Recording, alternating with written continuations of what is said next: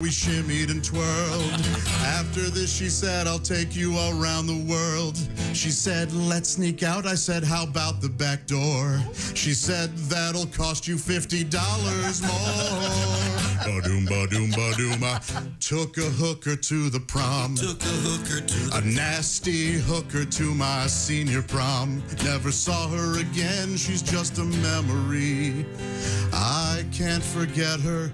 It still burns when I pee. I took a hooker to the prom. Well, it is prom time. That's a subtle reminder. A special request for Josh Arnold and the Consensuals. Oh.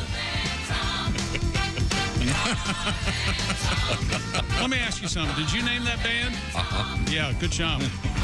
Hey, it's the Bob and Tom Show. Well, you can see why it's utterly tasteless, but it kind of reminds me of those 50s era names for bands. There's Christy The Lee. Contours. Hi, Chick. There's Pat Godwin. Hey, chick. There's Josh Arnold. Hi, chick. Hey, he's at the IHateStevensinger.com sidekick chair. There's Ace Cosby. Hello, Earth. Huh? Hello, Earth. Who's Earth? Earth. Oh, Earth. Oh, sorry. Well, those astronauts are back. Maybe that's what he means. I don't know what he means. There's Willie Griswold. I'm Chick McGee at the sports desk. And It's International Space Day. Maybe that's Ace is still here. And Perhaps here's Ace is Tom. just greeting the planet. saying hi. We got a lot of listeners. Come on. The implication being that the man is above the Now, world. will you do something? Come on. What's it got to take? What's it going to take? Because it's going to happen. We have a lot to get to today, including ping pong Fine, don't in the listen to news, or table tennis for the, apparently, because you don't call it ping pong, apparently, at that level. We'll be getting to that coming up in sports. Any other exciting sporting news today? You son of a bitch. Anything to tease? Well, nuts and bolts, much like Babe Ruth at Fenway Park yesterday. Shohei Ohtani struck out 11 and had 2 hits and drove in a run.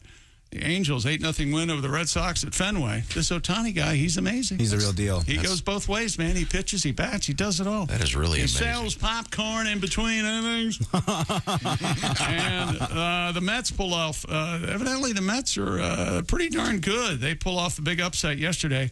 It was 7-1 in the 9th inning before the Mets scored 8. That's crazy. Scored 7 to win, 8-7 at Philly.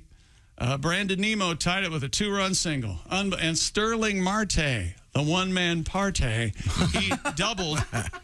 And New York to post its first win in 25 years when trailing by 6 in the 9th. Wow. So there you go.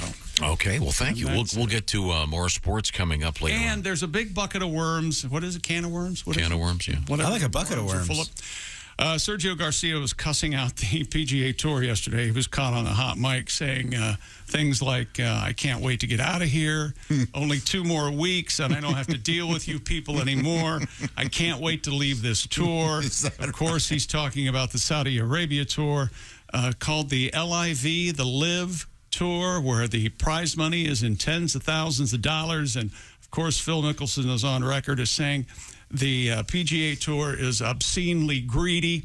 That's in a book, and he's quoted as saying that during an interview. So we'll see what happens here, because that gets underway in a couple book, months. He may have also been reported that he lost $40 million in gambling. Yeah. He does have Mickelson does have a book coming out. Well, it's an unauthorized biography. He mentioned Right. my forthcoming autobiography. Oh, maybe. I don't know. I read the same article you did where it said he'd lost $40 million, but that particular article noted that it was in an unauthorized movie. Right, and There may be more than This one. is I'm why sorry. I didn't want to bring this up. there are like Go ahead. 3. Okay. Yeah. I just got the latest one about he and Tiger. $40 million in gambling. That's serious business. Yeah. You'd think he'd be better. You know, I mean, you think Or you'd quit. You'd think he'd take a bunch of fish out in the course and I'll spot you 3 strokes. Well, you know what we haven't considered is maybe he only gambled one time. Yeah. Were you It just happened to be Is $40 he million. gambling on golf? I don't know. were you just trying to talk gambler speak? using the term fish. Yeah. You were, weren't you? Maybe You know you'll what? take a bunch of fish out on the course. And this is just like you Whales. looking at it from the negative. Look at the positive. Not a lot of people are lucky enough to make $40 million in their lifetime. Phil Mickelson, he's lucky enough to lose it. Look at that. Yeah, so if you have that much to lose, you're a success. Yeah, you're a real go-getter if you got enough to Remember bet what on But his one. wife doesn't think the same way. And I just know that when asked about the Saudis killing and cutting up that journalist, he said it really didn't matter to him. So Wow. nice. I mean, there's some paraphrasing there, but it's not far off. that's more or less what he said. Yeah. Right? Yeah. Just give me his head. I'll put it in a bowling bag. Yikes. He's an incredible jackass. We'll find out about that and more today. 15 of the world's top 100 players are set to be participating in the Saudi event. Okay. Just telling you. Okay. It's going to be it's I've going got to be 4 a thing. words for you. It's going to be a thing. USFL. Okay. It's going to be a thing. Is it televised? Big game tonight. Yeah, okay. Oh, is there a USFL game tonight? Yeah. Okay. Now, how did there? I don't know the answer to this. I'm sorry. He doesn't know. He doesn't know who's playing. Look at him. No, that's not my Look question. at him hustling and bustling over there. I respect Philly Ace. taking on Michigan. What's the matter, Ace? You don't know something? FS1 at 7 o'clock. Ace, No. do you know did the ratings? I know there weren't a lot of people at the games, but did the ratings maintain? They were pretty good the first week. I have not seen. I can look that up. Okay, because I mean the whole thing is a television stunt. What? It's all about TV. If they can maintain some TV ratings, they'll Sure. I mean, if you got 10 million people watching the draft on the Is the Paint Dry Yet channel, if they'll watch that, they'll watch anything. You bring up a good point. I've never seen you more angry over something that you had nothing to do with and shouldn't care about than people watching the NFL draft. Oh, I don't care about it. Oh, my God. No, I'm glad it keeps them off the street and out of my way. All right. Do you think that's entertaining, acting that way? No, it's not, I'm not trying to entertain. Well, you know that I'm just saying. hates everybody. Let me turn that up. I'm just thinking. I just think it's staggering that it's like Go out and make it a great day. some 45-year-old guy Let me turn that sitting up. and drinking beer all day, like as if the Jets are going to call him and go, "Hey man, we got a problem in the secondary. Who should we pick, Lloyd?" I'm 45. I had an obscure dream about the NFL. Tom hates me. Let me turn that up. That's part of it. We all have this put me in coach mentality, no matter how delusional it is. Yeah, but isn't it mostly divorce repellent? Honey, just give me 3 weekdays or whatever. I'm just going to It's sit these down and fans who watch just it. want to feel kind of a part of it. You know, that's all. That's fine. Like you think you're a rock star. It's the same thing. Like you can play an act. hardly think all I'm a these rock star. You keep an eye on Roxy Music. See what they're doing lately. Just because off the air, Pat and I were talking about the band Roxy Music. It's not your cup of tea. I'm sorry. That's right, and it makes me very mad. And you know who my best friend is? Brian Ferry. He loves me.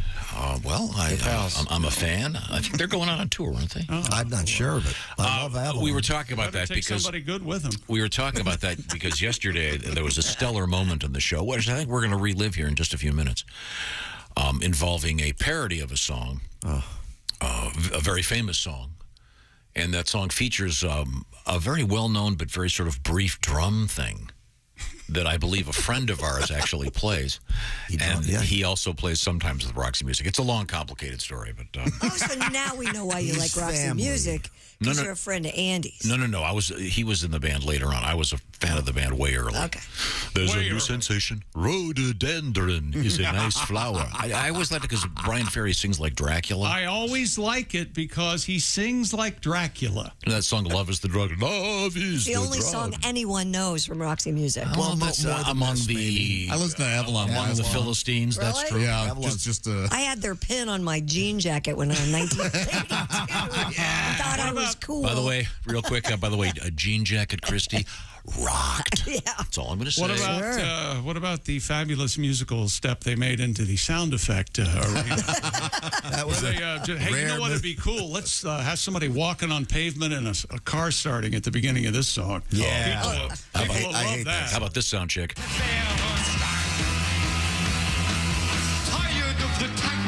Tired of the tango. I said talk. Fed up with Fandango. You know what? I was wrong. They're incredible. This is the Strand. Well, I'm glad I missed this. And he goes, Do the Strand. Somebody likes David Bowie, and they never were David Bowie, so there you go. Were these guys getting into the drug a little bit? Because God, I Tired lost of the my pen. Fandango is a crazy person. That makes no sense. And that was from him. This was in the era when bands like the Eagles would get up there in jeans and T-shirts, and Brian Ferry got up there in a tux. It was really something. It looked like It was really something. Very theatrical. it was very cool. In any event, there's a drum thing. We wouldn't have typo negative if it weren't for There was a drum thing that was repeated in the famous song "Anticipation" by Carly Simon. Yes. And we have a really nice fitting parody. Oh, yeah. I think you'll really enjoy quite a bit. I know I will. I enjoyed it. That's one. In fact, I believe after you did it yesterday, I requested it happened again today. Okay. Yes, Okay. Oh, yeah, you were very, very vocal about it. A little bit of drums. Yeah. That's it? Well, that's from Anticipation. We'll hear the. So that's Andy? That's iconic. That Oh, let Andy know that any 4-year-old can do that on the drum. Done. No, it's when you take Brian Ferry had clunk, and then he said, add clunk. that was add double clunk. That was Carly Simon. We'll get to all of these important I'm things. saying he influenced, and never coming mind. up today. Brian Also- Ferry influenced everybody, right? Also, we have a letter Double clunk. introducing us to a very famous gentleman who was at one point the world's strongest man. Wow. Very excited about this. What are you He was a talking man. about? Yeah, Phil Pfister. No, they're not Yes, going back to that. could be listening right now in Fake Charleston, name. West Virginia. Now, was Phil the world's strongest man? Yeah, Phil Pfister. Wow. You know, somebody did send me the full version of that yesterday, and I listened to it in my living room. Oh, God. Did you have to go take a shower? And hey, Tom, you're not so innocent in that. Yeah, I believe you do make kind of an appearance. There's a couple in that. Yeah. We'll try to get the show on the tracks here.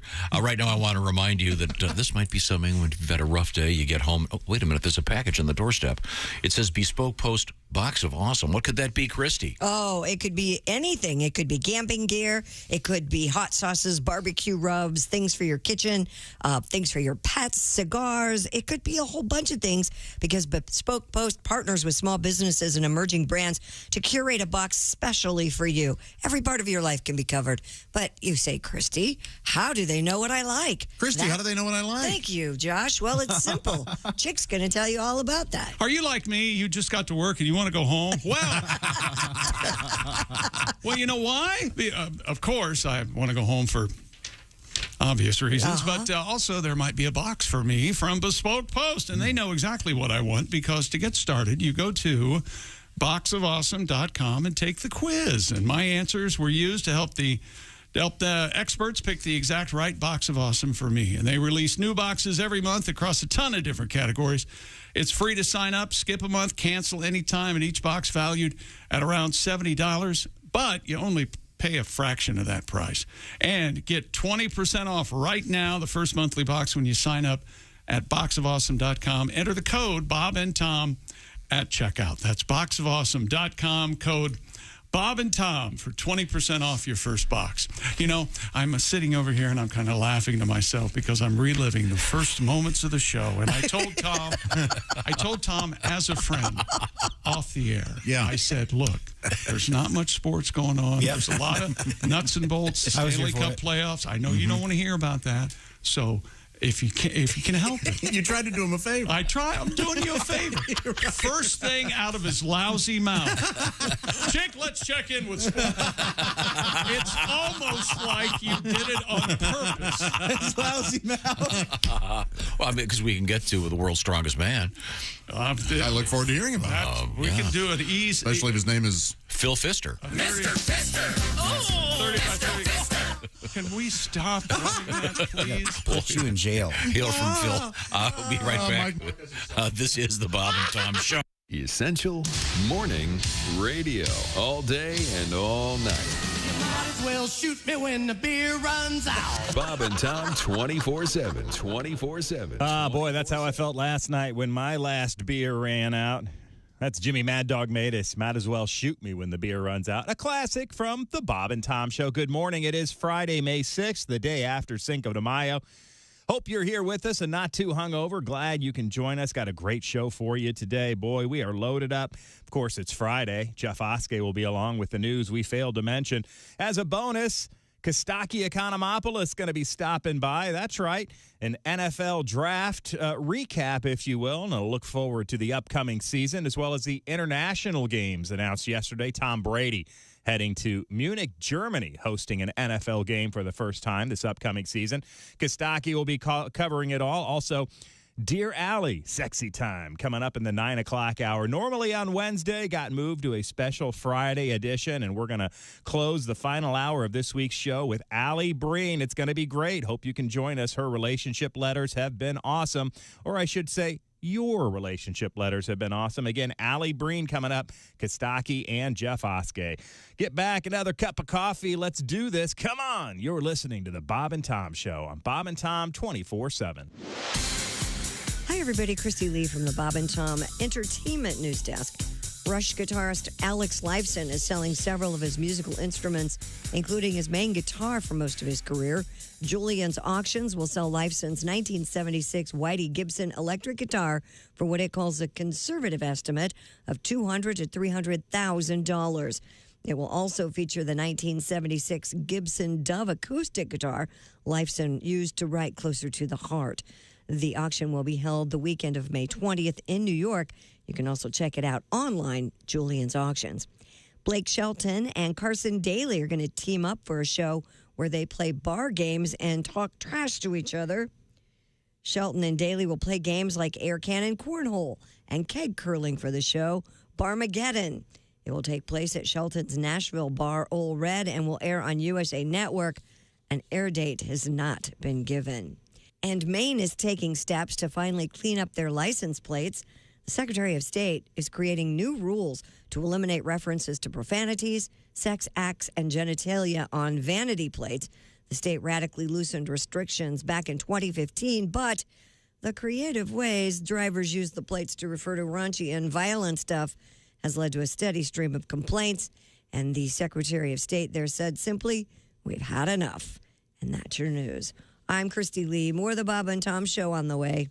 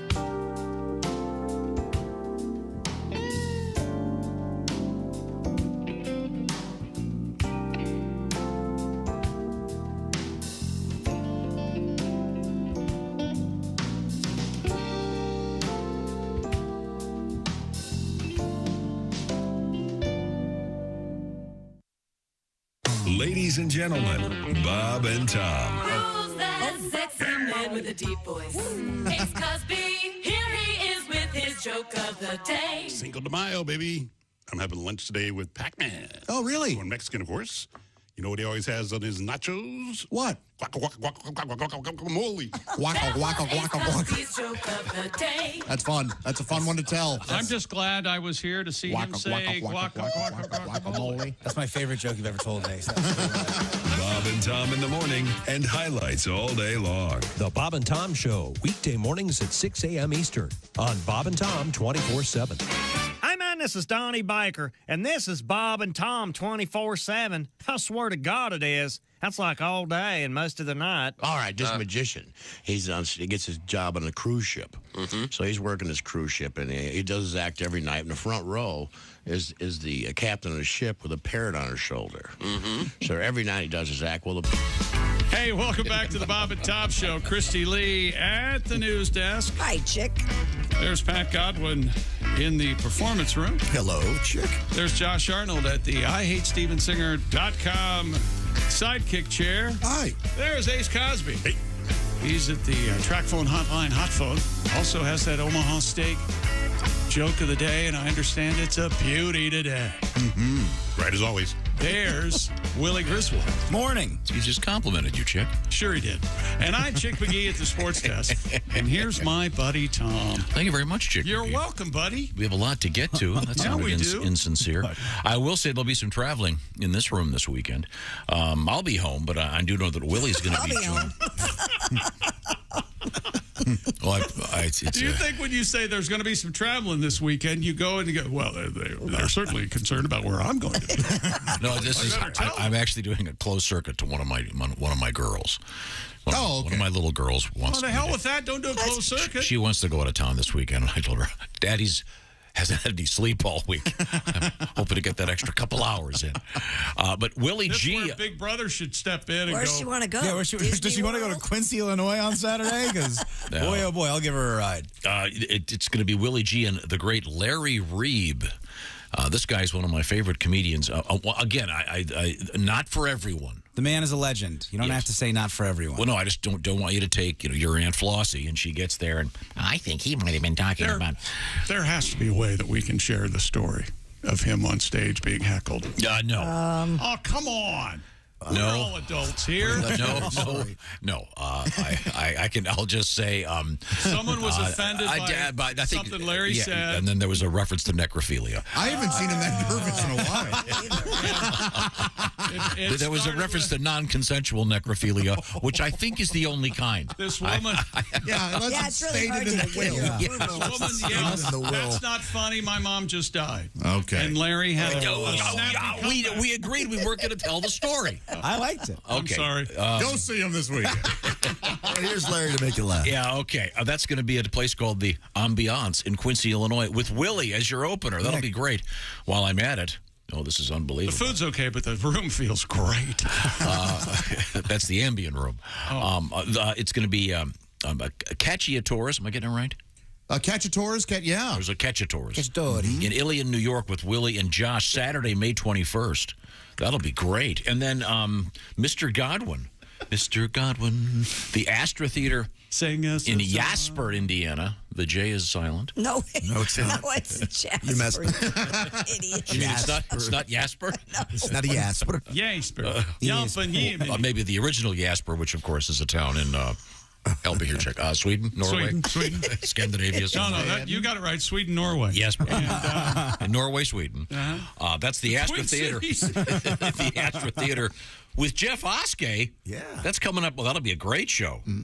That's coming up this Saturday, and Mr. Oskey will be joining us later on. Oh, I hope that's my favorite part of the week. Thank you very much. It's called. It means it's almost over. News we failed to mention. Such a nice relief. Also coming up today, it'll be comedian Dave Dugan, who's got a bunch of shows coming up at Crackers this weekend, and then it'll be Kostaki Economopoulos in studio. No kidding. Yeah. I'm looking forward to that. All right. He'll be here to insult your favorite NFL team. As Chick Off says. Studio? I think it's been a long time. I'm Good. not sure. Seen him for a while. And then the lovely Allie Breen will be joining us, as Christy says, perhaps from Europe. God knows. She could be in the We're studio. loaded today. Boy, She we could didn't be need here. sports. Huh? We didn't even need sports. Well, We're thank so God, loaded. because we ain't got none. Yeah, we're off the hook. We have that cool ping pong story. Well, we have a ping pong story.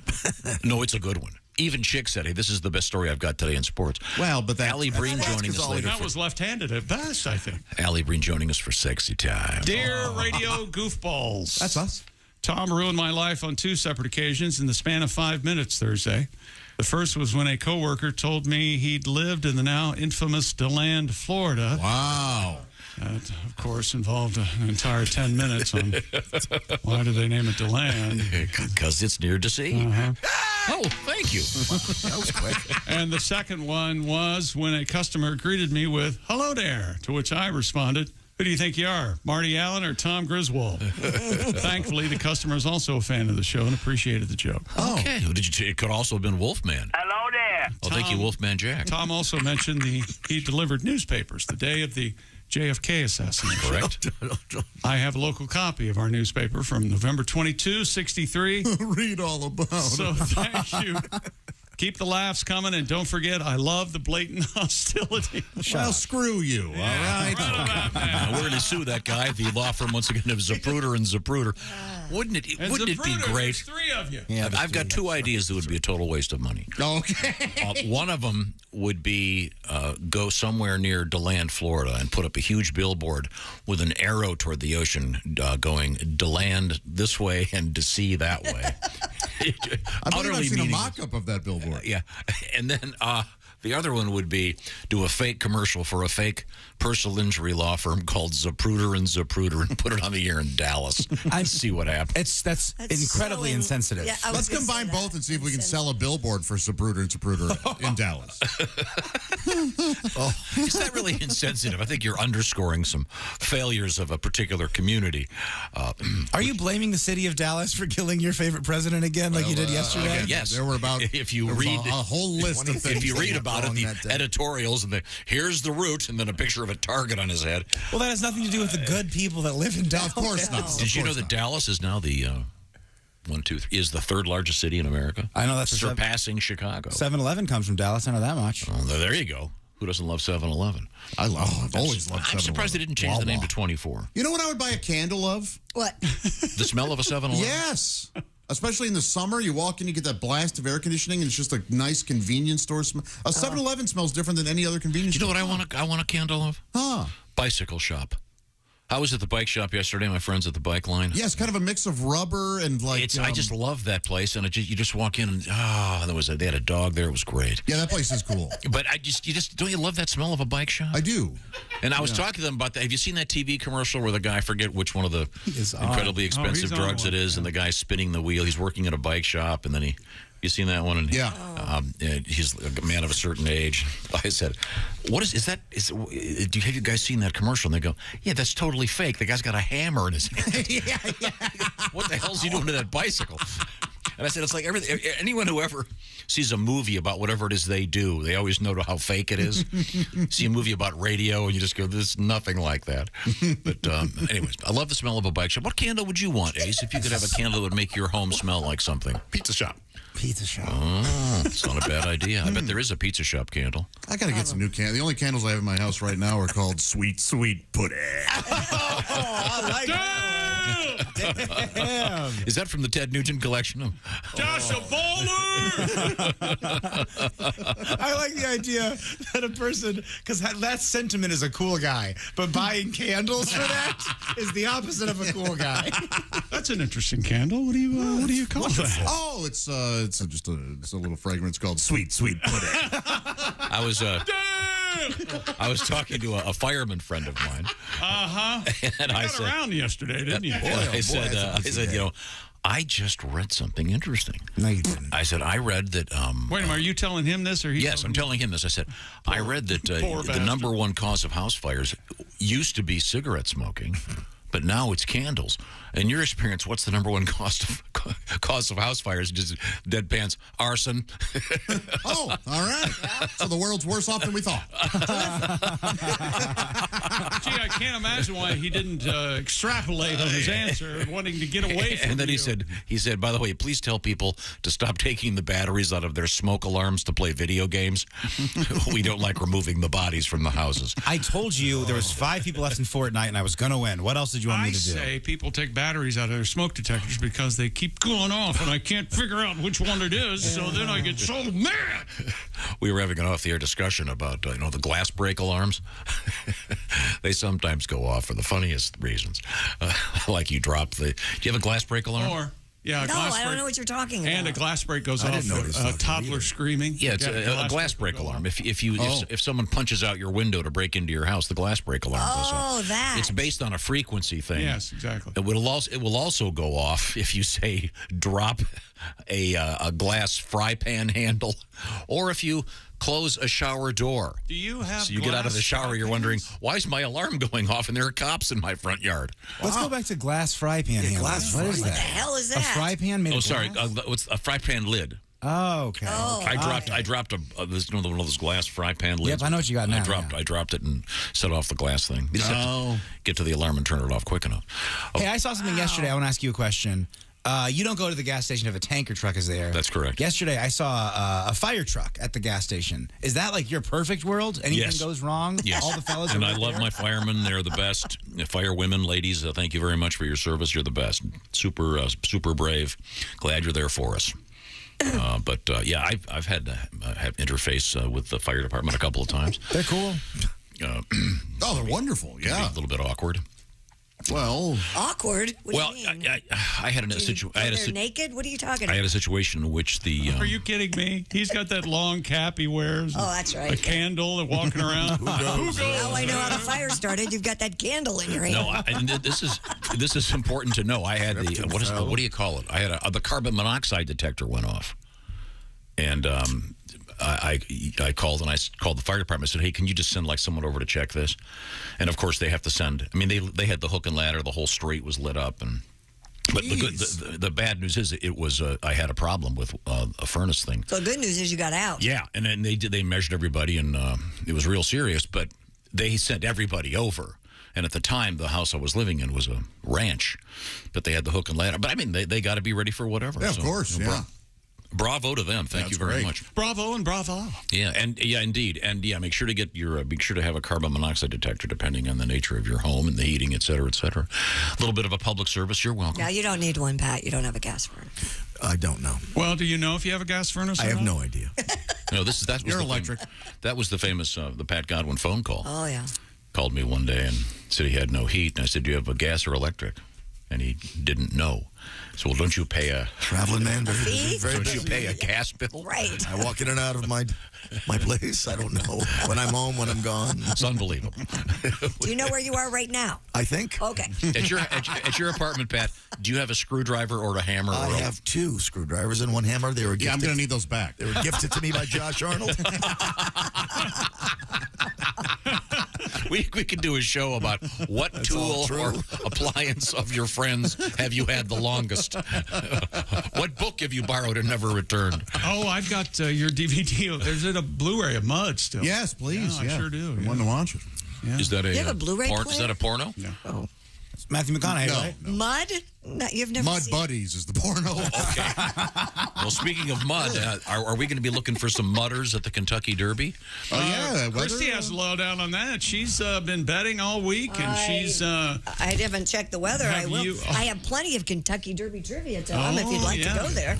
And then coming up, we have... What animal runs in the Kentucky Derby, Tom? Don't tell me. They're not dogs.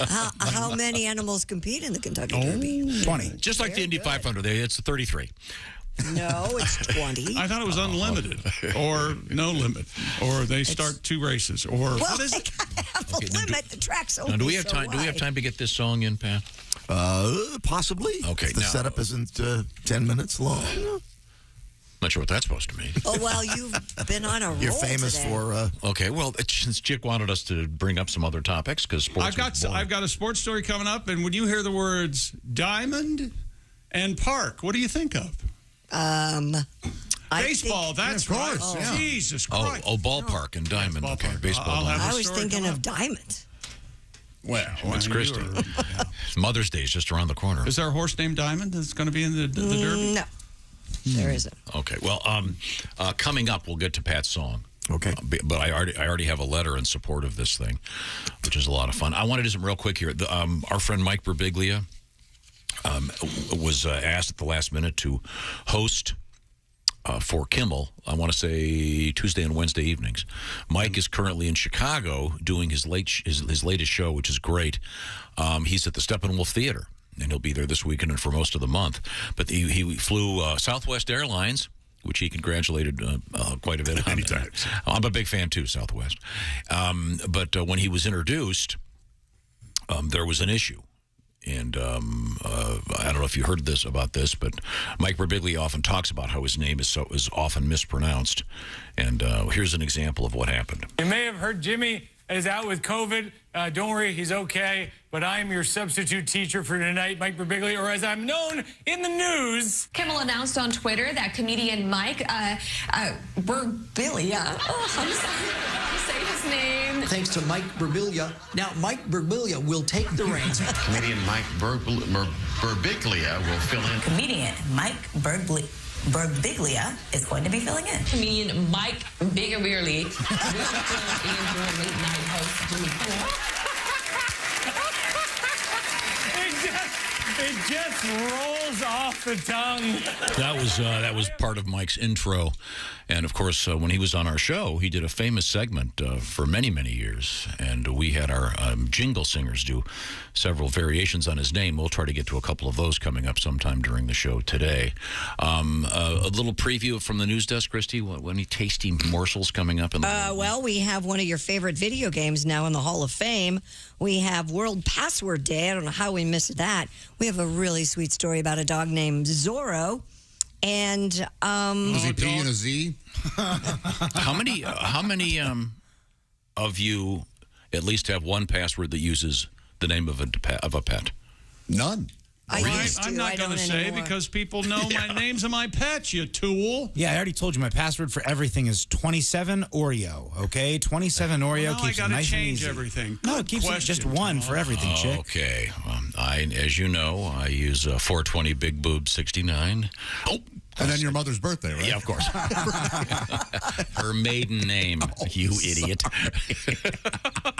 What do you think of Hurt Me, Mommy, now? Exclamation point. Is that bad? You got to have a number in there. Is that the website you're going to? Or Yeah. You got to have a $sign and a number in there, right? Isn't that the new rule? Sometimes you have to. All these things are coming up. Right now, I want to talk about some great eating, and I'm talking about HelloFresh. HelloFresh is the service. They do the shopping for you. They have recipes curated by great chefs every week, more than 50 to choose from, whatever your food lifestyle might be. I'm talking about if you want to do low carb, low cal, or if you want to just good old-fashioned, great family-friendly food. They've got it. You make the choices, and then the box arrives. Everything has already been purchased, and it has been measured. You put it together. They give you a card showing you exactly what to do. They've got breakfast. They've got lunch. They've got dinner, whatever you want. Some of them take just a few minutes. Some of them take a little bit longer, but you're making great restaurant-quality food, great for date night. It's HelloFresh.com. And, Willie, what's the latest over there? One of my favorites, the lemon tortelloni Palermo with roasted bell pepper and Parmesan. HelloFresh sends you 8 ingredients. You put them together in 6 easy steps, and in 30 minutes, you have this delicious, colorful pasta dish from our friends at HelloFresh. Here's what you do. You go to HelloFresh.com/BTShow16. They want you to try it. That's where they're making this great offer. A very special project here. What does it include? Well, 16 free meals and 3 free gifts. Check it out. BTShow16 is the code. HelloFresh.com/BTShow16. Remember the code, BTShow16 at HelloFresh.com/BTShow16. Some great food, restaurant quality food. When we come back, we've got this great song by request from Josh Arnold featuring Pat Godwin and a little tribute to Carly Simon. That's right. This is the Bob and Tom Show. Just got to get a hold of us. Call, fax, mail, or email. Get all the contact information you need at bobandtom.com. This is the Bob and Tom Show.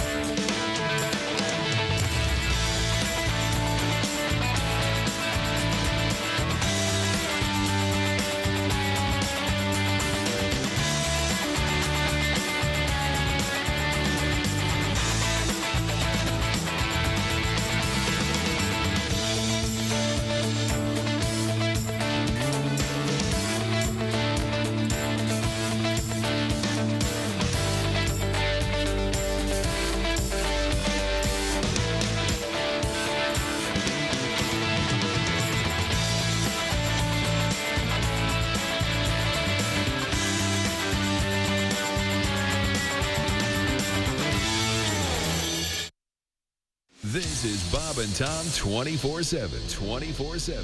24/7. Hey, don't forget about Bob and Tom tonight. Coming up tonight at 8 p.m. Eastern, 5 p.m. Pacific on Bob and Tom's YouTube channel. You can also catch it on our Facebook page, bobandtom.com, for more details. Our show, Bob and Tom Tonight. Again, a video webcast of highlights of today's show tonight. I'm guessing you'll see some Kostaki Economopoulos, perhaps some relationship letters from Allie Breen. And don't forget about the news we failed to mention with Jeff Oskey. All ahead on a Friday right here on Bob and Tom 24/7. Good morning. I'm Mark Allison with things you may have missed on a Friday. SpaceX has returned 4 astronauts from the International Space Station with a midnight splashdown off the Florida coast. Friday's homecoming for the 3 Americans and 1 German caps the busiest month yet for Elon Musk's space taxi service. The astronauts rode back to Earth in the same capsule that delivered them to the space station last November. They departed the orbiting lab Thursday after spending nearly a week with their replacements. Their mission highlighted by NASA's first paying guests, 3 millionaires who visited last month. SpaceX handled everyone's travel. Elvis Costello, Patti Smith, and Mavis Staples are all on hand in Tulsa, Oklahoma this weekend to celebrate the new Bob Dylan Center and Archive. How about Bob, who's approaching his 81st birthday? If he's anywhere nearby, it'll be a surprise. The new Dylan Center opening steps away from a museum that honors Woody Guthrie, one of the Nobel laureate's musical heroes and influences. Dylan may not be one for looking back, but he saved enough handwritten lyrics, photos, rare recordings, and other artifacts to support a facility with more than 100,000 items. It includes 1 new Dylan piece of art, a metal sculpture designed and built by the man himself. Bob Dylan Center opening in Tulsa, Oklahoma. And that's a look at things you may have missed. More of the Bob and Tom Show coming up. Ladies and gentlemen, Bob and Tom. Be a good sport, and remember what Luka Doncic always says. Bueno, nuestra energía ha bajado, creo. Boy, tell me about it. And here's Chris. Wow, hot shoe. I hear that on a plane. I'm calling the stewardess.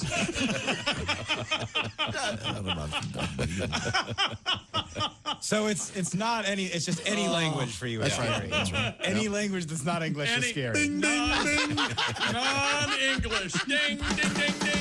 Bob and Tom in the morning and highlights all day long. The Bob and Tom Show, weekday mornings at 6 a.m. Eastern on Bob and Tom 24/7. Hi, fellas. This is Floyd Tucker, the over-the-road trucker. This is Bob and Tom's program 24/7. I used to have a corporate job, but I figured why should I have a job that pays $200 a day when I could be a comedian and make that in a week? All right. There we go. I like going to job interviews. They're the worst interviews. Greg, before we get started, would you like something to drink? No, thanks. Had a few beers before I came in. Have any experience? I don't even have an appointment. They always ask you questions where they try to make you sabotage yourself. Have you noticed that? They're like, so tell us, where do you think you could use improvement? As if you're going to say, well, I am seething with hostility. I've got a debilitating character flaw. I cannot stop throwing staple guns. Does this look like ringworm to you? You know. Tell us about yourself. Well, I've got pink eye and my foot's asleep. Got matching silverware for the plate in my head. I think I can fly. I collect ointment. What can you bring to our company? Head lice. Where do you see yourself in 5 years? Next to you in the dumpster behind the airport. Where do I start? How do you like my weight belt? Hey, it's Roy Wood Jr. You're listening to Bob and Tom 24/7. Bob and Tom, all the time, in your ear. First of all, our guest in the studio, comedian Evan Davis. But you live in L.A., so you got to have a car. You got to have something big. I don't think that's right, man. Housewives driving expeditions. I don't think you should be able to. You should be allowed to drive something that big unless you're really going on an expedition. Like if you're picking up See's candy in a shower curtain, that's not an expedition. No, that's an errand. Yeah, you should have to take the Ford back in a second. I think they should have eye tests at the optometrist for like drivers. Like instead of reading letters off a card, they should have you cover one eye. It's like, is that a roof rack or a cop car? So, Mark, you're a single guy. Yeah, I tell you though, it's tough because I got these neighbors behind me. Really? My neighbor Gail, very Gail? Gail is a woman who just moved. Her bedroom wall is right behind mine, and she has a new boyfriend. And I found this out. His name is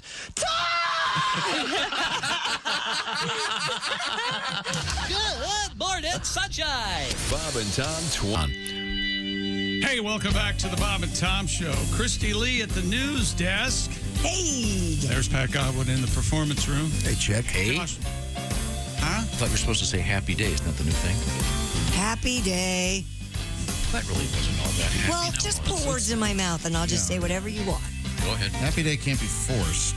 No. How Maybe I'm far- not having a happy day. How far are we from... Okay, everyone, here's your script. Line up. Yep. Tom, I've got some... nope. No, it's not on the this morning. script. It's not on It the says, script. happy day. Happy day, chick. See, that doesn't sound happy. It's got to be happy day.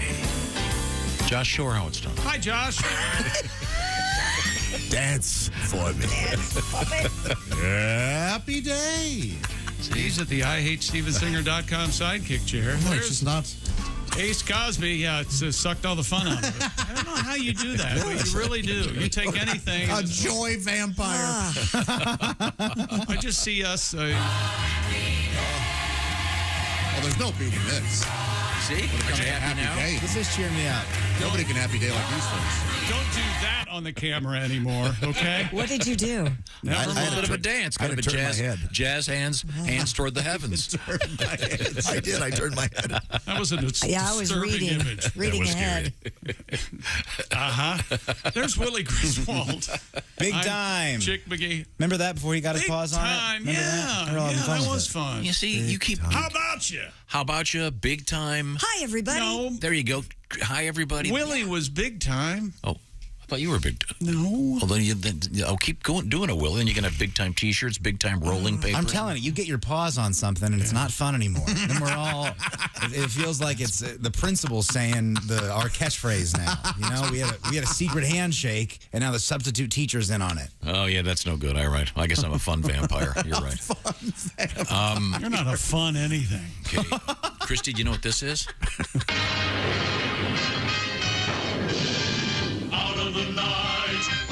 No. Oh, it's a shame. It's coming up. Is it from The Phantom or something? No. Out of the Night? You're going to find out what it is. Is it by Mitch Miller by any chance? No. But by the way, now we're It's getting... a TV theme song, right? Yes. Now we're getting requests for Mitch Miller.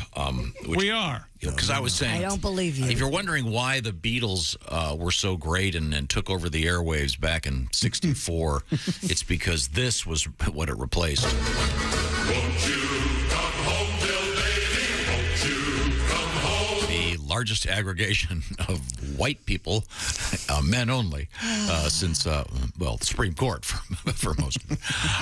Now, we have an interesting thing that happened in the news yesterday involving the Fountain of Youth. Now, Christy, I don't know if you remember this, but I have it right here. this is a fascinating story. It's from Science Daily. It doesn't say anything about the Fountain of Youth. Yeah, it does. No, it doesn't. Yeah, yes, it does. It's not so much a fountain, so much as a soft serve. In the search for eternal youth, fecal transplants may seem like an unlikely way to reverse aging. However, that's the only thing. Scientists have proved evidence from research in mice that transplanting fecal microbiota from young into old can reverse hallmarks of aging in the gut, eyes, and brain. I don't care about my gut, eyes, and brain. I care about my saggy boobs and my wrinkles. Those boobs ain't saggy. They aren't saggy. My saggy boobs and my wrinkles by Christy Lee. Christy, Willie's right. Don't have that a chapter of your autobiography. Hey, he said, desperately changing Well, just a the second. topic. We don't change the topic because we got a song here. Oh, we do? Yeah, no, this is interesting. This was from scientists at the Quadram Institute. They say that this is evidence of the importance of... Now, you take a probiotic, right? Every day. See, this He's arguing like he's in court. He's arguing like for his life. Your Honor. But, Your Honor. Yes. Listen to this. You better be going somewhere with this, Griswold. Dear Bob and Tom Show. Yes. Yeah. Love you guys. My grandma had a very serious illness that insurance had to exhaust all their outlets before they would approve a fecal transplant. Wow. The best match was from my very conservative uncle. I didn't want to ask, but I do believe a turkey baster of sorts was used. It saved her life. She is currently 93 years old, so yay to poop. Yeah. Okay. So I had heard of this fecal transplant thing, and it's this wasn't necessarily done as a Fountain of Youth thing, but No, it was done for a medical purpose. That's how We we've had heard the of it. story Yeah, before. I mean, and it sounds weird and odd, but in this case, they're saying that in these experiments, obviously they've started with mice, but as they move up the whatever you want to call it, chain of mammals, well, we'll see what happens. But they were able to get by putting the poop of the youngsters into the oldsters, they were it was kind of bringing them back like a fountain of youth, as you say, a soft serve of youth. Yeah. Okay, and Pat, this is a tribute to one of the great songs, I think, of the 70s. We are feeling older as the days go by. But we can do something about it today. Yeah. Fecal microbiota from the young to the old. Make our brain, gut, and eyes much younger, they say. Poop transplantation. Poop transplantation is making me young. Okay. With another man's dung. Poop translation, talking about it. Yeah. Can we sing the chorus once more? Poop transplantation. Everybody!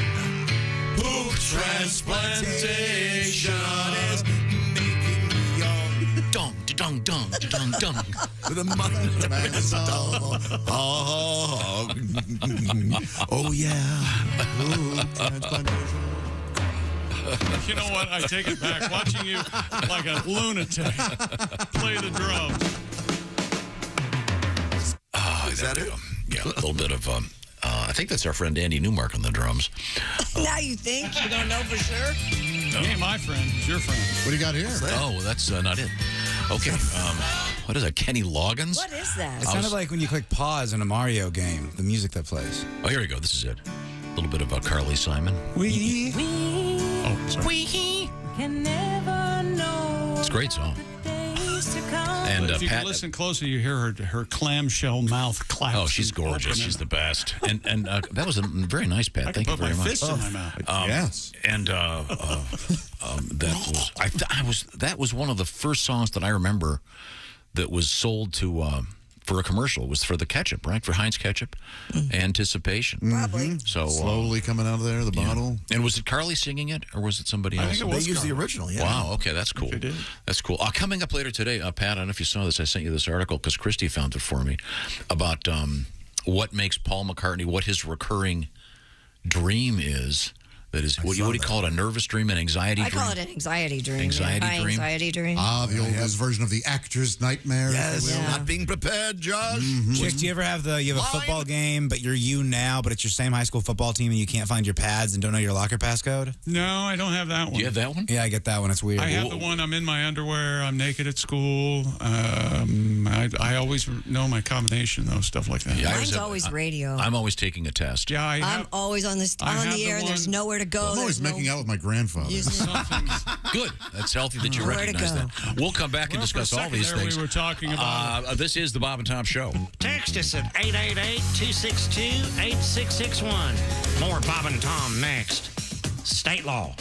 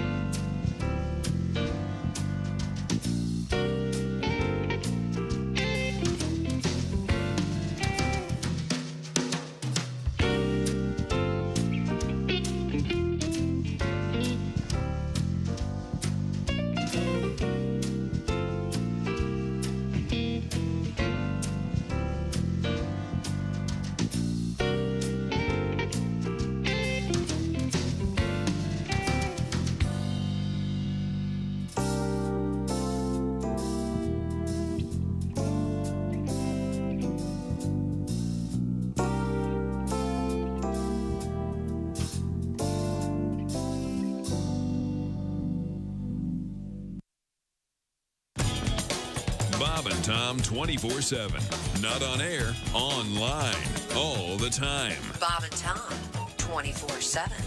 Hey, by the way, Greg Warren with the Warren Report and Reno Collier are going to be coming up on Monday. Reno at the Grand Ole Opry coming up Saturday night. So we'll catch up with Reno on Monday to find out how that performance went. Greg Warren all week long at the Comedy Cabana in Myrtle Beach, South Carolina. Again, tonight and Saturday night. The Comedy Cabana in Myrtle Beach, South Carolina is where you'll find Greg Warren.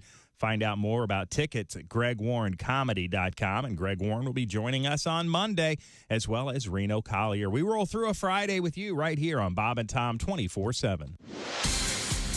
Hi, everybody. Christy Lee from the Bob and Tom News Desk. A man opened an emergency exit of a United Airlines jet, walked onto a wing as the plane taxied at Chicago O'Hare International Airport, and jumped onto the tarmac yesterday. Police say the passenger on Flight 2478 was arrested but did not release his name. They say it went down early yesterday morning as the jet neared the gate. The man jumped to the tarmac, tried to guide the aircraft to the gate. United says members of its ground crew stopped the passenger. The plane taxied to the gate. The other passengers were let off the old-fashioned way. Are you worried the idea of having food and other essentials delivered to your door will fade away now that the worst of the pandemic seems to be behind us? Don't worry. If you go by numbers posted by DoorDash, they report sales soared in the first quarter of this year, revenue jumping 35% to nearly $1.5 billion, orders rising by 23%. And a popular title that helped pave the way for female video game characters is taking its rightful place in the World Video Game Hall of Fame.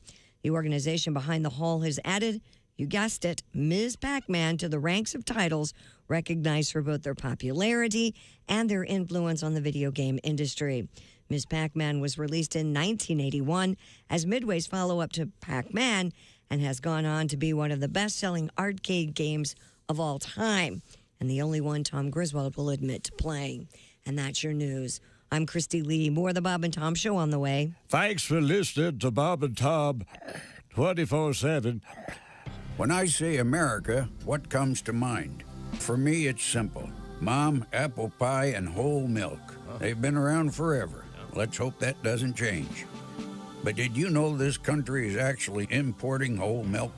Why waste the money shipping milk from overseas when we've got the best darn fresh milk in the world right here on our own soil? You have a choice, America. So the next time you're in the market for milk, look for the flag.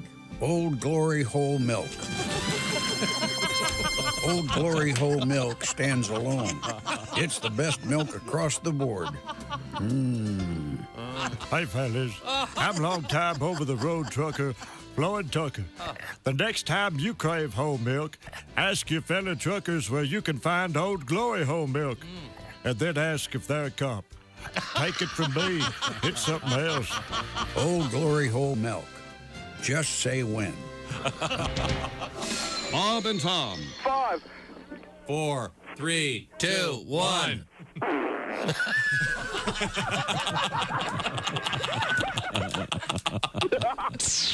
They put the F in professional. An overturned truck spilled 42,000 pounds of beer onto a West Virginia highway the day after Christmas. Damn. I just picture hill folk crawling out of the ditch immediately. Like the second the beers hit, all of a sudden there's 30 people. Oh, get him, Barry. Go on, get him. Go on, grab him. Give me that straw. I mean, they didn't ship it in a big tanker? No. You're thinking of gasoline. Yes, gasoline goes in big tankers. I've seen one filled with fat. It said, this fat is not edible. It's used for something else. Non-potable fat. Tanker. Here's one of the fattest things I've ever done. Oh, God. Somebody once put a sign on my back that said, this fat is not edible. It is just used for other uses. Is that what you wanted, chick? Also with us, Christine Stedman. Now, you're a mom? Well, a mom and a grandma. I think you know that. I know. I'm a grandpa. This is how this Are works. you? Yep. She's been married 27 years and still a virgin, Tom. Yes. 28, well, you know, 28. I have a lot of grandkids. My daughter keeps having babies, has one almost every year. Really? Wow. Yeah, she called me the other day. She goes, Mom, guess what? I'm pregnant again. There must be something in the air. I'm like, yeah, you're late. But seriously. Hello? Bang! Hey, hello! Zing! I'm getting her fixed. Hi, this is Dr. Will Miller, and you're listening. Welcome back to the Bob and Tom Show. Christy Lee over there at the News Center. Yes, sir. Happy to serve. News Center. Ooh, that sounds like a whole That's team. very good. Wow. There's Pat Godwin in the Entertainment Center. Ooh, Entertainment Center. Ooh, that sounds like a big one. That's very nice. Yeah. Where's Josh? Josh Arnold is at the IHateStevensinger.com sidekick chair. Oh, and I'm No, Sidekick Center. Sidekick Center? This is what you do. Right here, Theme. in the eye of it all. I'm Chick McGee. Christy, you got clinging nails? to life. Yeah, I got long nails. Will you Wow. scratch my back, please? At the Sports Center. Oh, listen, get on mic, Oh, this Josh. is nice. Thank you. And I've completed. Okay. There's Ace Cosby. At the Joke Center. He's at the Track Phone Hotline Phone Center. There's Willie Griswold, and here's Tom. Oh, thank you very much, Chuck. I've got Christy for you. How about this for What? And now Christy Lee News at the News Center. Yes, thank you, Tom. Not time for the news. I just wanted to throw. Around That was some- very good, though. From down some streets and up yours. That's hilarious. Ah! I love that. What's that from? When the news breaks, we'll fix it. No, Down some streets and up yours. What is that from? I don't That's great. remember. I've heard that It's somewhere. It's very funny. tunnel vision or something like that. In sports? Huh? Oh, you are coming to me. Stanley Cup. Artemi Panarin. Nailed it. And Frank Vetrano. Hey. He's a mate guy.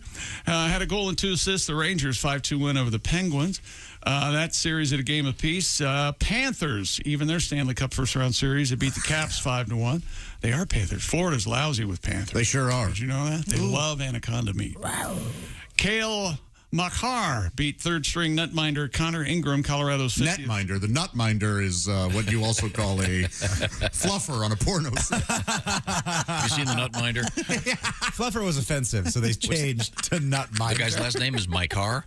No, his first name, Kale Makar. Baby, you can kale my car. Sure. Is that good? Yes. That works. 2-1 overtime win against the Predators. The Lanch win last night. That's a 2-0 series lead for Colorado. They look good, man. They Nashville's really going to have... Lanch and the Panthers, they got that look, but they have to play in the final, Eastern. And Jake Ottinger, 29 saves, first postseason shutout, second career playoff start. The Stars passed the Flames of Calgary 2-0. That series at a game apiece. And tonight, just for Josh, Wild at the Blues. That series at a game apiece, and it's at 9:30 Eastern. Yeah, looking forward to it. Not tonight. Are you going to go to any of the games? Not this round. No. Oh, later on, though? If they make it? Yes. The last time I sent you and your brothers to a game. Oh, my gosh. They could have they could have won the cup that They night. didn't. I felt no. bad. Oh, my God. Please don't. We had a wonderful time. It was amazing. So you guys aren't bad luck, then. It'll be okay if you guys go again. Weren't those tickets crazy expensive, though? I mean, I bet it was worth it. You know, like something someone would want to watch, like a regular season football game or something? Wow. I see. Okay. We ever tell you the time Josh made me watch hockey? Hello, Bob and Tom Show. This is Dick Hitzwater sitting in for Paige Turner. And this is a special bonus edition of Some Other News. It's our Kentucky Derby Preview Volume 2. Yeah. This reporter thought that he might help everyone get ready for the Kentucky Derby by reviewing some of the horses that probably won't be winning the Run for the Roses. Oh, okay. And in the spirit of the Derby, they're off. Well, sitting at the back of the pack, a horse named Female Orgasm. One of the fillies in the Derby, Female Orgasm, no matter how hard she tries, always finishes second if she finishes at all. Up next, Elmer's Bound, a terrible horse. Sired by the legendary last-place Derby finisher known as Dog Food. And then there's the mutter, Imodium Eddie. Doesn't really run, he just trots. A fan favorite is next, known as Porn Star, literally hung like a horse. Porn Star tripped over his own schlong in the John Holmes Derby at Pimlico last week and took out the famous jockey Jose Reardon.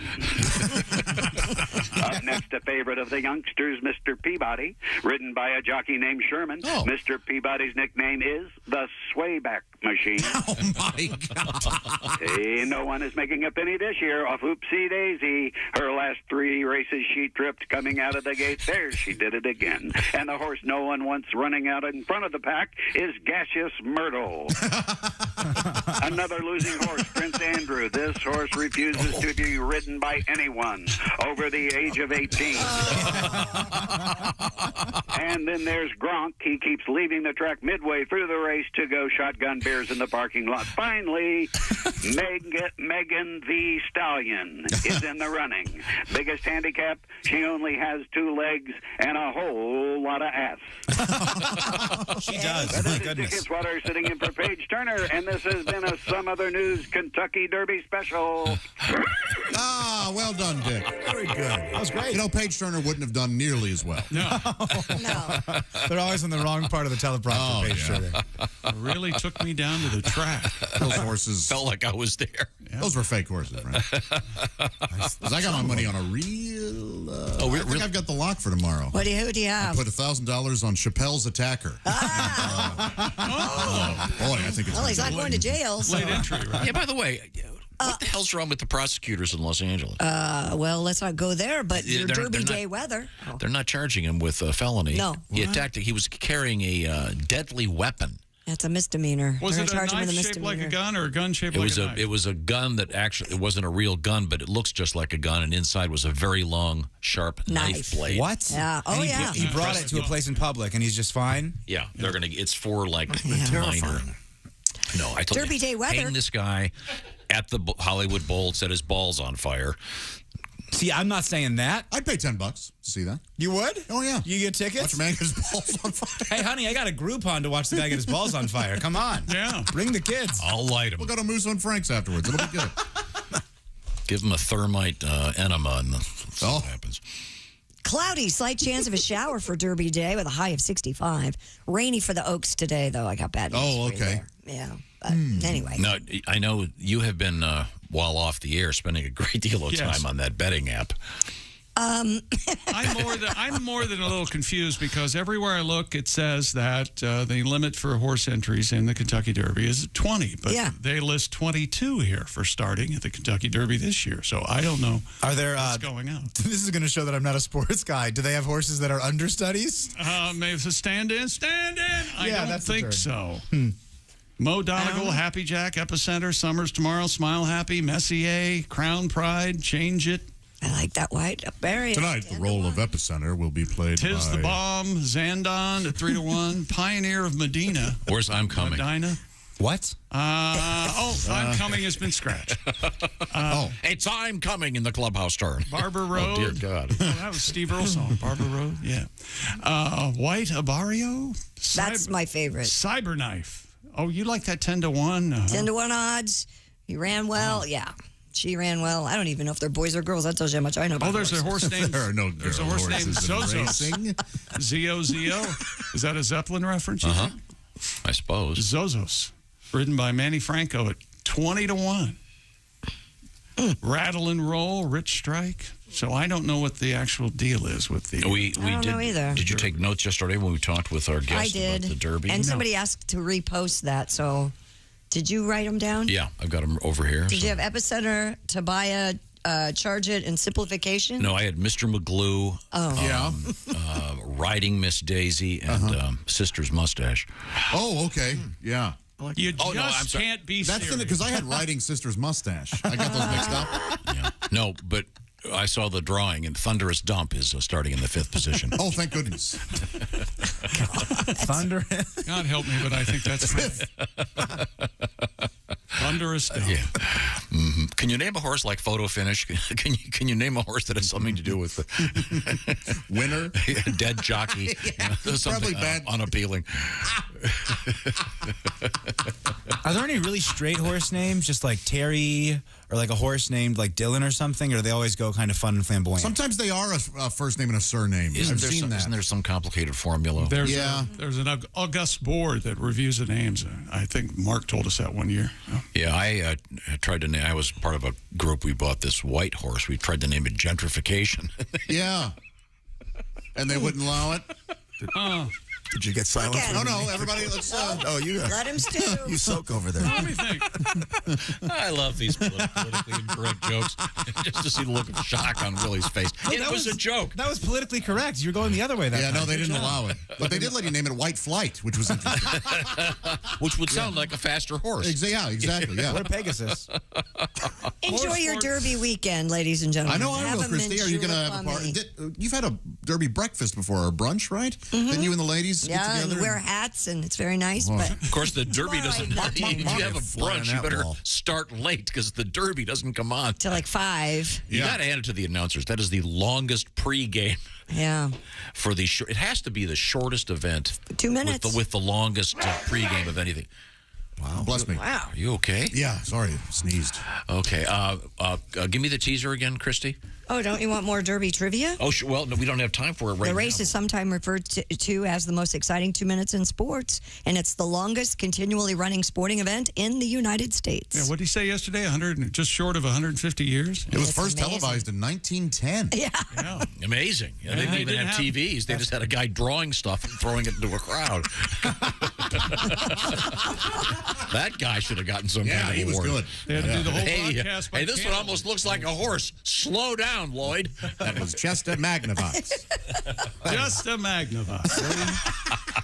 Silly as we get. Yes, now, coming up, we're going to be talking. Coming up, we have a lot of great news. We got comedian Kostaki Economopoulos, comedian Dave Dugan, comedian the lovely Allie Breen with Sexy Time. How does he do it? It's like he's the Mel Blanc of.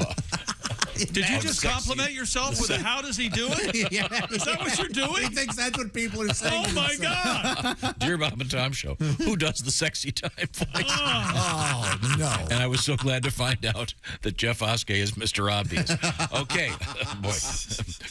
Now, I want to remind you that when that moment of intimacy arrives, you want to be ready. We call it being Roman ready. Why? Well, because of our friends at Roman. What is Roman? Well, it's a pharmaceutical distributor.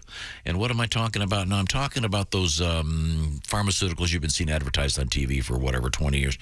The problem is ED, erectile dysfunction. No one wants to talk about it. Don't feel bad. More than 52% of men over 40 experience some form of what we politely call ED. So if you want to be ready in the bedroom, and maybe one of these will work for you. So how do you do it? Well, you go to GetRoman.com/wood. You will be hooked up online with a U.S. licensed healthcare professional. So if you are indeed a candidate for one of these, you'll get the prescription. And the beauty of Roman is they're famous for their free 2-day shipping. Did I mention that medical procedure in which you see if you're a candidate? Guess what? That's also free. Plus, if you do it today, Roman's going to knock $15 off your first month of treatment. So don't be going into the bedroom trying to play pool with a wet rope. You know what I'm saying? Am I making this clear? GetRoman.com/wood. Your new nickname will be Diamond Cutter. GetRoman.com/wood. Tell them the Bob and Tom Show sent you. Don't forget about the free 2-day shipping, of course, and knocking the $15 off if you do it today. So pull over. Do it right now. GetRoman.com/wood. You will be confident and Roman ready. Wearing a toga is optional. When we come back, we will be finding out more from the sports desk. Is that correct? Sure. Plus, we have... did you see the thing about the pilot having to be replaced mid-flight? Yeah, he wasn't really qualified to be there. Who knows? And then, of course, we have a really cool rescue in the news and an arrest involving a great dog. Oh. It's a cool story. This is the Bob and Tom Show. Hey, guy, it's Ken Tarmac. You're listening to Bob and Tom 24/7. Take that to the bank. 24/7. I know. One thing Ken Tarmac always has with him, a Bob and Tom Show hat. In case it starts raining, you can always throw that bad boy on. Where did he get that hat? BobandTomStore.com. It's where Kenny Tarmac shops for all of his Bob and Tom Store goods. BobandTomStore.com. Our clothing comes sizes small up to 5XL. If we don't have your size, check back. Always restocking at BobandTomStore.com. The hoodies, hooded zips, collared work shirts, that Bob and Tom Show hat Kenny Tarmac loves. It's all at BobandTomStore.com. Rolling through a Friday, Kostaki Economopoulos, Allie Breen, and Jeff Oskey on the way. I'm Chick McGee with your Bob and Tom Sports Update. NHL Stanley Cup playoffs last night. The Rangers beat Pittsburgh 5-2. Florida 5, Washington 1. Dallas beat Calgary 2-0. And in overtime, Colorado beat Nashville by a score of 2-1. In Major League Baseball, the Mets pull off Thursday's best Major League comeback, scored 7 in the ninth to turn a 7-1 deficit into an 8-7 win at Philadelphia. And Shohei Ohtani struck out 11 over 7 shutout innings, had 2 hits and drove in a run. Angels 8-0 win over the Red Sox at Fenway. Also, other winners in the American League: Cleveland, Baltimore, Houston, and Tampa Bay. Elsewhere in the National League, the Reds lose again to Milwaukee 10-5. Colorado beat Washington, San Diego over Miami, and the Cardinals beat the Giants. I'm Chick McGee, and that's your Bob and Tom Sports Update.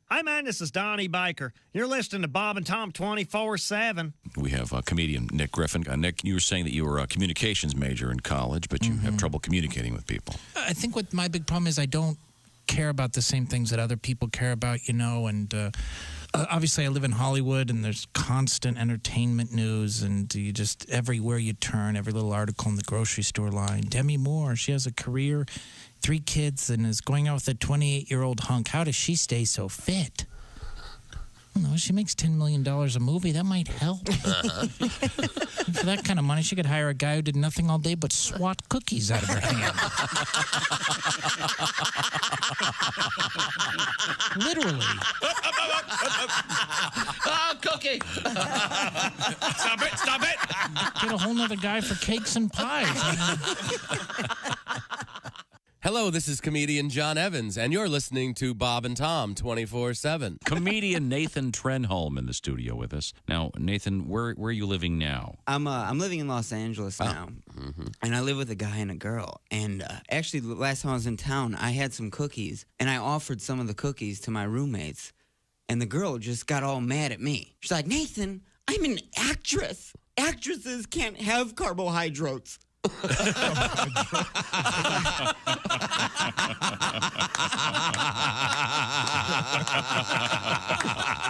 was like, you know, you mispronounced that word. It's pronounced waitress. You're a waitress. Where are you from, buddy? Patterson, from Patterson, New Jersey. Oh, sure. That's famous. Yeah, you know, small, sure, thugged out town. You know, it's tiny. So small, we used to get robbed by people we knew.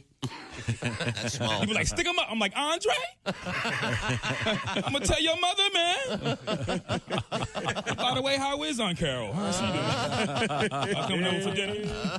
Morning laughter just might be the best medicine. If you want to turn your daddy parts orange, eat some Cheetos and watch some porn. Bob and Tom 24/7. Hey, welcome back to the Bob and Tom Show. Christy Lee at the news desk. Hey, Chick. There's Pat Godwin in the performance room. Hi, Chick McGee. He's not wearing socks this morning. Grosses me out. Busy morning. There's Josh Arnold at the IHateStevensinger.com sidekick chair. No clean socks? Hi. No time for socks. I had to hear. Filled up your last one? Really? You remember that great Broadway show, No Time for Socks? Oh, yeah. Andy Griffith, right? Andy Griffith. Yeah. And Don Knotts. Don Knotts. Yeah, that's where they met, actually. Oh, there's Ace Cosby at the track phone hotline, hot phone.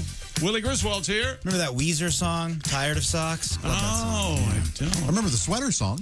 They got a whole wardrobe. Yeah, they sure do. Yeah. Wardrobe. Their album Clothes. I'm Chick McGee at the sports desk, and we have a couple of answers for why there are 22 horses listed for the Derby, and here's Tom. Who was that? What was that? It was not. Was that not any of us? It That was just me. demonically breathed into the mic? It was me.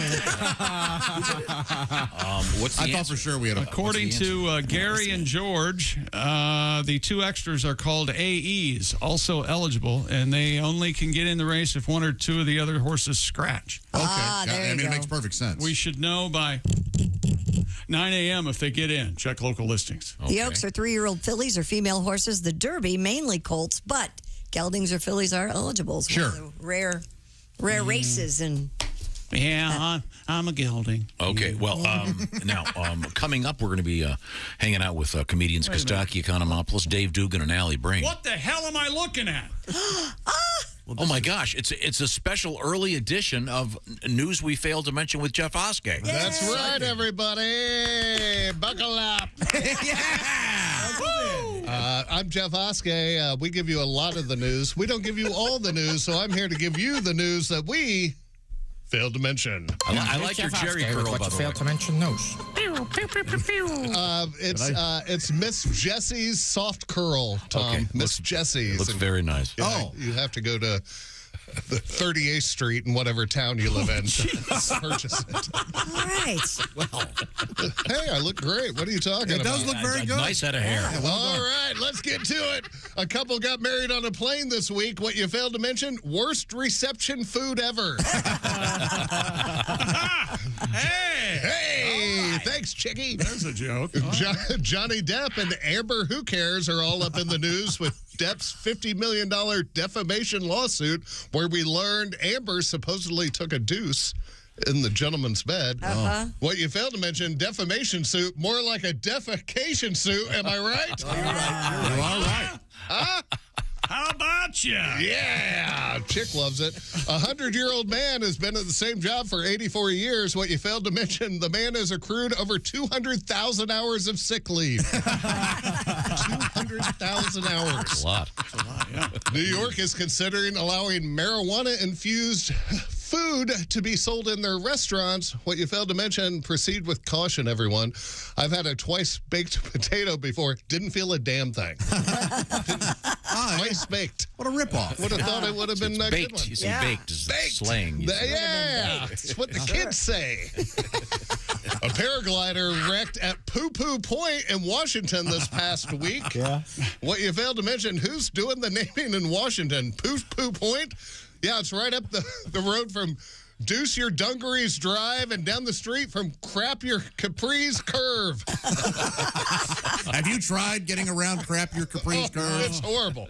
Right there on the cliff. It's very slick. Yeah, you'll wish you'd worn socks. The Bronx Zoo announced the birth of a rare tree kangaroo, which can grow up to 20 to 30 pounds. What you failed to mention, and you thought being pooed on by a bird sucked. An aggressive horse has been moved to an animal sanctuary in Texas. What you failed to mention, they've housed him in a pen with a mouthy mule, a horny hyena, and a dick donkey. So he should be right at home. Oh, they're the bad boys. That's right. A man has been arrested after exposing himself to strangers by FaceTiming random numbers. What you failed to mention, sorry, dong number. Come on. Better than dung number. A literal sperm donor who has been responsible for fathering over 40 children is complaining that he can't get a date. What you failed to mention is because you can't be trusted around an empty cup, dude. Last week, I tried a Gem and the Holograms joke, which did not go over. Yeah. So I've rewritten it. I think it's going to work better this week. Okay. Let's try it again.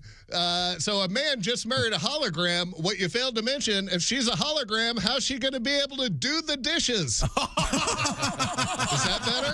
Is that better? Yeah. All right. Oh, boy. And finally, doctors are saying not to follow the new TikTok trend of taping your mouth shut at night. What you failed to mention or do. Darwin your way out of the world. I don't give a crap. One less person in front of me playing the lotto at the gas station like you're calling numbers out at the casino keno board. Go put on Go put some tape over your pajama pants mouth so I can put 125 on pump 2 and get me a half tank of gas. I'm Jeff Oskey, and this has been What You Failed to Mention News. Jeff Oskey. You're an angry man. Oh, thank you, Jeff. I got a nice letter here. Yesterday in the show, we were talking about the fact that at NASA, there's a guy got a big promotion, and his name is Mr. Fister. Mr. Fister! Oh! Mr. Fister! We're still there. Yeah, we are. Still there. Well, it turns out that there's another famous Mr. Fister. Wow. It's Phil Fister. He was, and he's apparently a great guy. He lives in Charleston, West Virginia. You'd have to be. He was, he's a badass. He's really tall and really huge. He's really tall. Yeah, he won the World's Strongest Man competition, I believe, in China in 2006. But they called him the Mighty Fister. Yeah, I believe he weighs approximately 360 pounds. Ooh. Oh, and he's a very tall man, 6'6". Big fist. Yes, a big man. And this guy writes Good Morning Radio Gods. Hello. Oh, how nice. Don't you like that? I do. I could get you a small G. Well, sure. Whatever, Phil. Yeah, we never created for some of you. He goes, I've worked on Mr. Fister's truck. He is a great guy. He's a beast of a man, one of the finest people you will ever meet. He's also a teddy bear. He's also a firefighter. So this guy sounds like a great guy. Yeah. So good to know Mr. Fister. And now, if you'd like, we can send you a copy of this so you could have it on your phone when you meet people. Hi, I'm Mr. Fister. Mr. Fister! Oh! Mr. Fister! He hasn't been terrorized since he was a child. Oh, dude. That's why he's such a badass. Yeah, it's like a boy named Sue. Also, the first name Phil. Yeah, a little unfortunate next to the Fister thing. Yeah, right? Phil Fister. Yeah. Yikes. Mm-hmm. So anyway, thank you for introducing us to the other Mr. Fister. Yeah, always good to hear from a Fister. Yeah. My old Fister family. Yeah. Fine looking family. Fister nearly killed her. You see that? Okay. Oh, boy. It's easily done with that. Yeah. Now, we have not completed our sportscast. No, we have not. Are you ready? Stupid world record. Table tennis player in the UK has broken the world record for the most consecutive opponents in a table tennis rally. So? According to reports, the Mr. Wenwei Zhu, founder and coach. Sounds English. Founder and coach at Brighton Table Tennis Club, faced 117 players, each returning one shot. That's evidently the rules, to beat the previous record of 102 players. If I'm understanding this correctly. Don't ask me. A rally means the ball is continuous motion, right? Oh, so a person keeps at the other end keeps that's all I can figure, because when you're rallying in tennis, yeah, exactly, it means that you just keep the ball going. Right. He's not got a backboard because you're not table tennis. Right. No, not so this case. He's presumably these people are all lined up, and they do a shot, then the next. That's fun. We did this as like a warm-up game in tennis at camp. Yeah. Oh yeah. Yeah. It looks really cool, and and he does have it says here the record 117 players. Wow. Man. Oh. So really the record is just the amount of people who show up. Well, no, it's the amount. No, because you got to run in there and get. You got to get it has to be ready. continuous. But can any of the other players repeat though? That's a great question. Actually. I don't think that is a very good question, and I don't know if they count. So the ball has to keep moving the whole time. It can't. Yes, in other words, so nobody can mess up. He serves, and then they hit it back, and then he hits it back, and then another person's then the other side. But that's so. So for that many people not to mess up, is a big deal. They had a few where apparently, as I read this, if I'm understanding it, they did mess it up. Oh. But the main reason I wanted to bring this record to how'd your they set attention. the record then if they messed it up? They started over. They had to start over. Yeah, so. I mean, first of all, you've got to get 117 people into a facility with a. I know that the ping pong table at my house when I was growing up was I had a very small basement. You'd really have to have them very carefully lined up. I'm sure they weren't in a basement.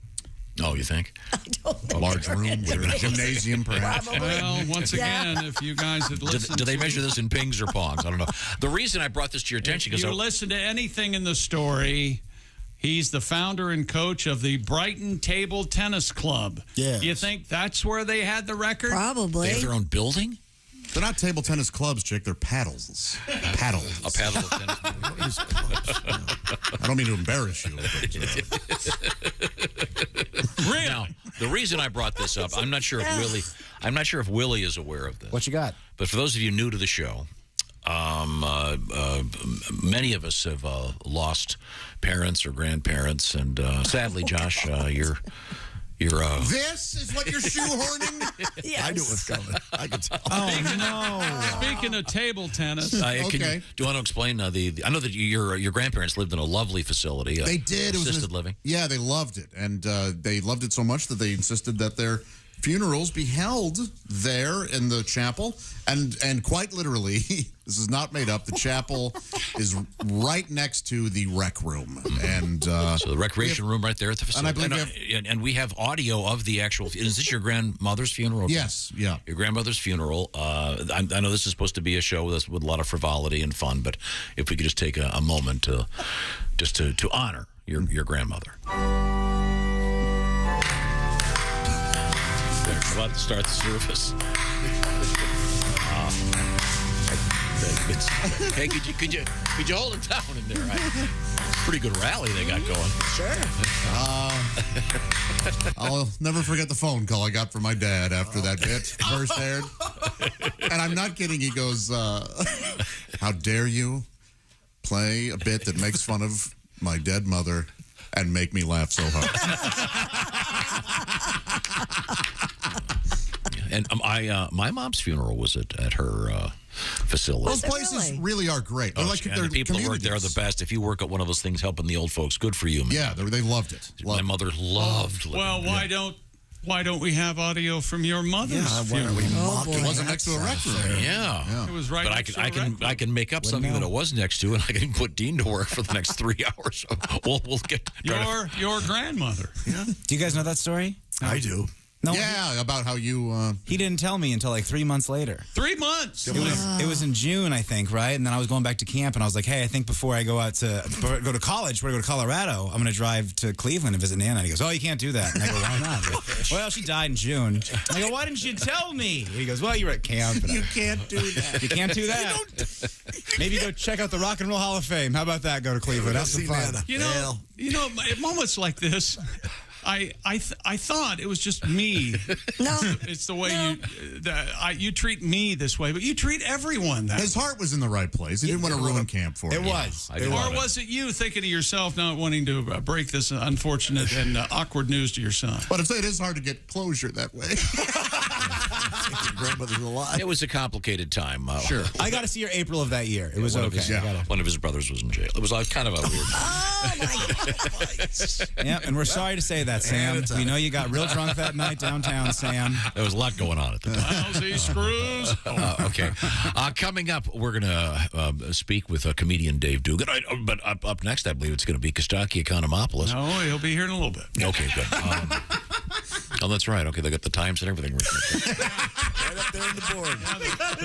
The print can't get a lot of us do what we can to help you out. We're all here for you. I'm trying. We even got the date up there. Friday.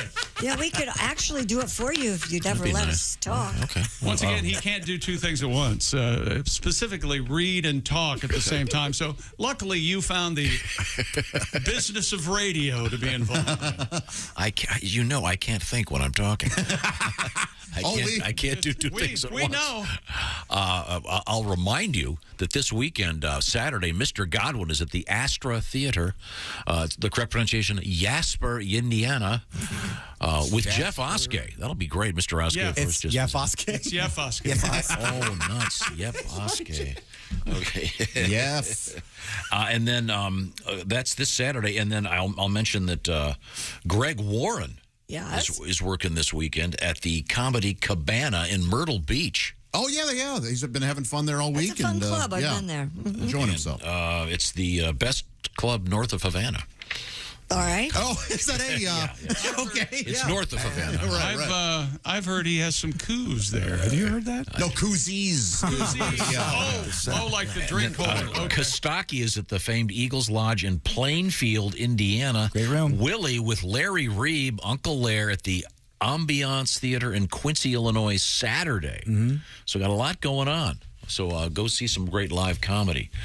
Now, when we come back, what do we have? Do we have any more sports? No. Okay, what do you got over there, Christy? Well, we have the World Video Game Hall of Fame. We have a flight that had to turn back to replace a pilot who hadn't done his final flying test. Is the Video Game Hall of Fame games or players? Games. Oh, cool. I love this stuff. I hope it's in some kid's basement. It's the same as like the Toy Hall of Fame place in Rochester. They selected the game. This isn't the first one, though, is it? There's more. Are there more games in there to join? Yes. Yes. Okay. Yes. Okay. When we come back, we'll find out about the Video Game Hall of I want Fame. to know all the games. Dolly Parton. Why do you turn my mic off so early? You're supposed to break. He's not wrong, Josh. Be right back. He's never wrong. It's the Bob and Tom Show. You can find us on Twitter at Bob and Tom, or you can email us at bobandtom@bobandtom.com. This is the Bob and Tom Show.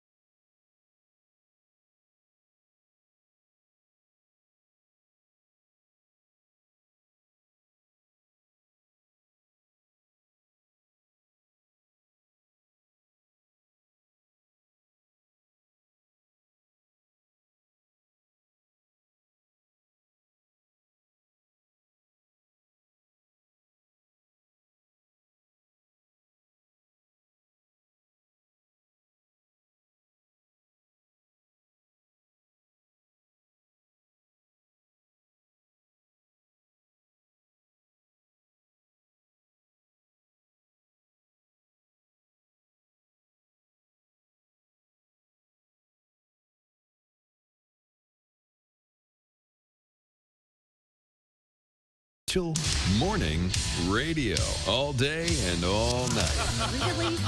No, seriously. Really? Bob and Tom 24/7. 24/7. You've already heard from two of the co-hosts of the Bits and Pieces podcast this week. Actually, three of them. You've got your Willie Griswold, who sits next to his father in studio every day. And then you've got Jessica Hooker, who does our cooking on Tuesday. She made beer and hot dogs.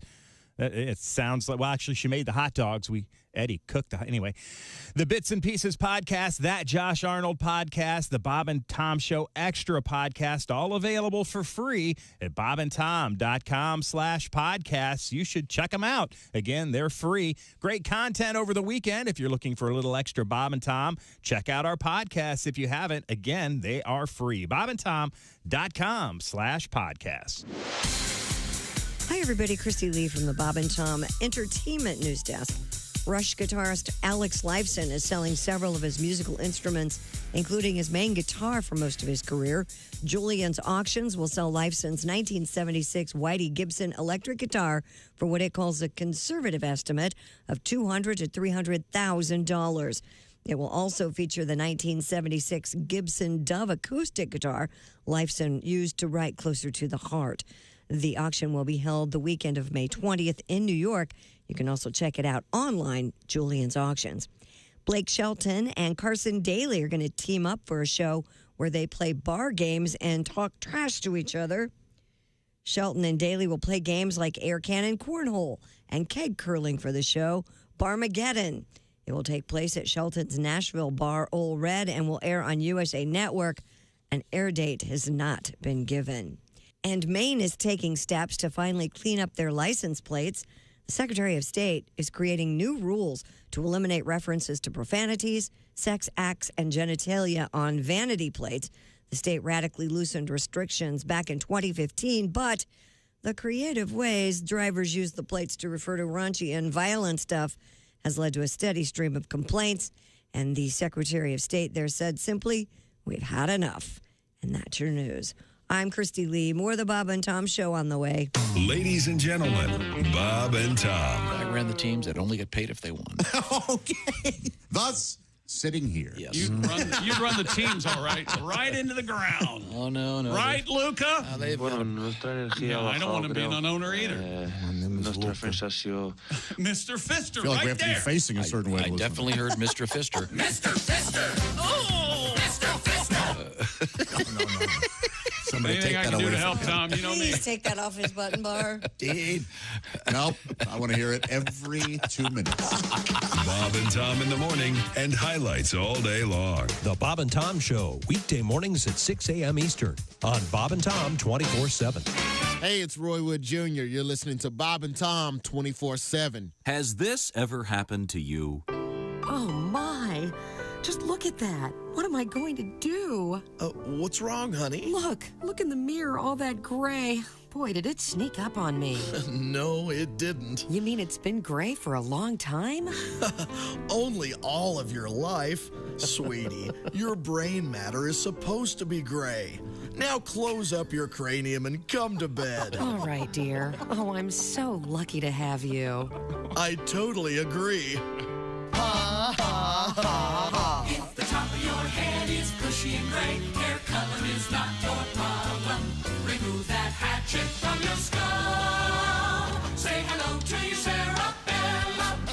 Oh, dear, you've got a little gravy on your blouse from dinner. Oh, honey, that's not gravy. That's part of my frontal lobe. Ha, ha, ha, ha. Just for morons. From Frigamall Industries. Ask for it by name. What the hell? Bob and Tom, 24/7. Oh, yeah. Yeah. You just ruined it. I got thrown out of J.C. Penney the other day. Really? Yeah, fondling up the mannequins. You believe that? And that ain't my fault. Have you seen the mannequins in there? Uh-huh. And they taunt you, too. They got the little short skirt on, the arm up, kind of waving you over. You know what I mean? Shoot. I tell you what, if you ask me, the little whore was asking for it. This is Bob and Tom 24/7. 24/7. 24/7. Welcome back to the Bob and Tom Show. Christy Lee at the news desk. Hi. There's Pat Godwin. Hello. He's got his guitar. There's Josh Arnold. Hi. He's at the IHateStevensinger.com sidekick chair. There's Ace Cosby, master of all of us. There's Willie Griswold. Good morning. I'm Chick McGee, and here's Tom. Thank you very much, Chick McGee. Yes, sir. You're doing a fine job this morning, and I appreciate your being able to take a small amount of sports and turn it into an hour and 47 minutes of frivolous fun. I had some help from feces. We tend to be assisted by feces. Well, there was an incredibly exciting medical breakthrough. Oh, there was. What are you talking about? Involving fecal transplantation. I mean, you got to face reality, ladies and gentlemen. You sure do. A fountain of youth, people are calling it. That's right. And as Josh pointed out, not a fountain as much as a soft serve machine. Well, we'll bring that back because Mr. Godwin had an excellent tribute to that. And when I speak of Mr. Godwin, I mention the fact that he is going to be at the Astra Theater Saturday evening. And we have determined that it's pronounced Jasper, Indiana, and you'll be with Yef Oskay from our staff. How about that? You're a yerk. Big yerk. Dear morons, it's pronounced Jasper. Speaking of, would you live in a yurt? I think I'd live in a yurt. I love a yurt. I can't have the yurt. It's like the 10-sided wall weird thing. A nice yurt? There's some beautiful yurts. I have actually purchased and had a yurt installed at one point. I do not know what a yurt is. Where is it now? The property was sold. It was the yurt. The capital yurt builder are like 3 miles from here. But did they sell the yurt or just the property? The yurt. When they sold the property, the yurt was on it. Okay, so the yurt was implied? It wasn't on your house? It wasn't behind your house? No, I had it shipped out. But it was your yurt? Yes. Did you ever stay in it? No, I never even saw it. It wasn't a divorce situation. It wasn't her yurt. Her yurt. No. Wait a minute. So you had a piece of property, you had a yurt put on it, and you never used it? Well, I never saw it. I didn't live there. Okay. So why'd you have a yurt? So why'd you do it? Because one of my sons was living there. Can we talk about anything else? Anything else in the whole world we can talk about? Okay. They're amazing, though. I got it now. But when I went to get it, they have a yurt on site that you can walk through and sample. Yeah? So it's pretty cool. I mean, you'd like it, Christy. No, I had dinner in a yurt once in Park City. You ever have dessert in a yurt? Did you have a go-gurt in a yurt? You have a go-gurt for dessert? I did have dessert That's in the very yurt. good. Go-gurt and The answer is no. No, I did not flirt in the yurt, but I had dessert in the yurt. Did you wear a skirt? No, it was cold. Did you take it in the Burt? See, that doesn't work. And the yurt? Still got to laugh. It's called a yurt, not a yacht. If it were a yacht, your joke would have been good. I'm afraid that... or a hut? Hey. What about it? Oh, thank you. Thank you, God. Yeah. Hello, Bob and Tom Show. I've heard that noise before. I hate dolphins. Yeah. Swear to God. Hey, Bob and Tom, it's Donnie Baker. Hi, Donnie. How are you? I'm not sure if I told you, but I've been seeing this chick named Rhonda. Good. Well, we was hanging out a lot, but her damn stimulus check money finally ran out, so she had to go back to work on the regular. Now she just texts me from work all day long. Oh, wow. Man, I hate texting. I hate texting more than I hate yurts. If I wanted to type all day long, I would have Caitlyn Jenner myself become a secretary. Sure. You know, to this day, I don't know why we had to take 4 semesters of typing class, learn where to put our fingers, and only to have us 20 years later typing with nothing but thumbs. Yeah. My Uncle Sonny ain't texted since the great dynamite disaster of 17, where he lost both his disposable thumbs. Oh, that's right. That's another thing. I don't understand why they call them disposable thumbs. Well, that's because they're like super important. So now, my Uncle Sonny has to pleasure himself by rubbing his 2 hands together like he's making a mud snake. That's the deal. Swear to God. Starting a fire. That's how you start a fire, he right? calls it like magic genie time, Tom. Okay. Anyways, this chick Rhonda keeps sending me naughty selfies from work. Nice. And she works at Bisbee's Instant Lube and Air Filter Emporium. Oh, really? I love that place. And she's just nasty. She don't care about no artistic value. I'll say it like this. I sure wouldn't eat directly off the break room table at Bisbee's. You know, and God knows where the air filter's been, too. It's crazy, man. She sends me these super graphic nude pics. It's like she's trying to go back in time and win Hustler's famous beaver hunt all over again. Oh, yeah. Well, that's iconic because my mom Phyllis, she used some of the same poses when she won the beaver hunt back in October of circus 1983. Must be proud. That whole spread is framed and on display in the lobby at Xanity's this day. That's nice. Chick, that was the same year she was so famous she got to meet Dan Marino and Mark Dupers. Swear to God. My mom Phyllis signed it just right, too, so you can't see the scar on her C-section. The point of this discussion is this chick, her name's Rhonda, but she goes by Peaches. Oh, does she? Well, she's always got fresh fruit in her pictures, Christy, but they're never in a bowl. She uses them like in different ways. I don't want to get too graphic, but the one she sent last night, I couldn't tell if that thing was an avocado, a cucumber, or, God forbid, a watermelon. Oh. All I know is I've seen seeds, and she was crowning. Oh, boy. See, I was getting the Austin Powers cute, funny thing. No. I got to get a hold of that hustler from October of '83. Yeah, that's what he said. Little Phyllis. Mom Phyllis. Oh, boy. You got to hold on to that stuff. It's got to be something. Yeah. It's framed. It's Xanadu. Well, Christy, what do you got over there? Well, Ms. Pac-Man, Dance Dance Revolution, and The Legend of Zelda, is it Ocarina of Time? Ocarina of Time, the Zelda game? Ocarina of Time, have been inducted into the Video Game Hall of Fame. This is the 8th class to be inducted since the World Video Game Hall of Fame was established at the Strong National Museum of Play in Rochester, New York. They bring us our Toy Hall of Fame every year. Do you know what the first one was? I'm going to say Pong. Anybody else? Maybe just the Atari system? Pac-Man. Oh. Yeah. Well, did you read the whole article? They also inducted Harry Belafonte as an early influencer. Oh, like the Rock and Roll Hall of Fame? Along with Dolly Parton, as you pointed out. Sure. She's in the Video Game Hall of Fame because that's just as relevant as some of the new inductees into the Rock and Roll Hall of Fame. Yes, I'm upset about Well, it's about time Mrs. Pac-Man got that's a great game. Tom is our expert. That's the only video game I ever played with any regularity. You happen to be in the presence of, at one time, the third-ranked North American Ms. Pac-Man player. I actually had the bar version of that. It was a table. Yeah, it's so fun. Yes, you did. And I kept it in my basement. I don't even know what happened to that. I always liked playing that one at the arcade because regular Pac-Man was $1, but Ms. Pac-Man only was 73 cents. And I know, really wasn't that enjoyed nice? Yeah, it was a good move. That was federally regulated. Yeah.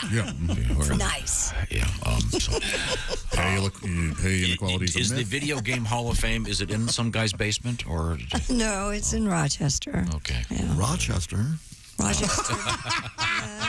You remember Jack Benny. Am I correct in saying that Dance Dance Revolution was the first video game that actually required movement, something almost like exercise? That game is so fun. So fun. So fun. And you used to always see there would be chubby guys, and they would lean on the bar in the back, and they would just let their feet kind of move independently. Dude, some of the fattest people could do it. They were the best players at it. Yes. Yeah. Incredible. I don't know what that was about. Yeah, there used to be a game parlor here that had a game parlor. An arcade, yeah. Tell me about the game write that one parlor, down. Tom. Sorry, you know what I mean. Yes, And, game parlor. Next to the kaleidoscope. Picture show. While you guys were always playing games, I would go to that ski game. Skee ball? No, not skee ball. I love skee ball, but they had the one where you could do skiing. You'd put your feet in that thing and pretend you were skiing. Oh, wow. Like a slalom? Oh, Or yeah. is it, You'd have to lean your body left or right. Yeah, but then the skis moved. That was awesome. That was really cool. Wow, that's fun. And I can remember going there one time, and I ran into the race car driver, Tony Stewart, playing one of the driving games. Cool. And I walked over and I went, really? You don't get enough of this at work? I think that was back before they could have them at home, before that became a home thing. And those guys used to practice on them. It was hilarious. Yeah. Man, they have some great racing games. They have great. You ever try Tony LaRusso's Drunken Adventure? No. Oh, man. Hard not to fall asleep in the middle of the intersection. I prefer Tiger Woods' SUV race. That's my favorite. Chicken, I'll tell you, though, the best one ever was Denny McLean putting for your mortgage. Who's that? That has nothing to do with driving. But it was a fun game nonetheless. Other than you drive on the golf course. Why did you think of that? Denny McLean was one of the greatest pitchers from the Detroit Tigers, and he famously once... He won 30 games. He quite the gambler. He was quite the gambler. At one point, he said he was literally putting to keep his house. Whoa. I think he sank the putt. Was he a good golfer? I hope. I think he was, but I think he might still be a good prisoner. I don't think so. When we come back, we have hiding under the sheets. We missed something huge in the news. Yesterday was Password Day. The password is. When we come back, this is the Bob and Tom Show. Everything about the show is at bobandtom.com. Check it out now. State law.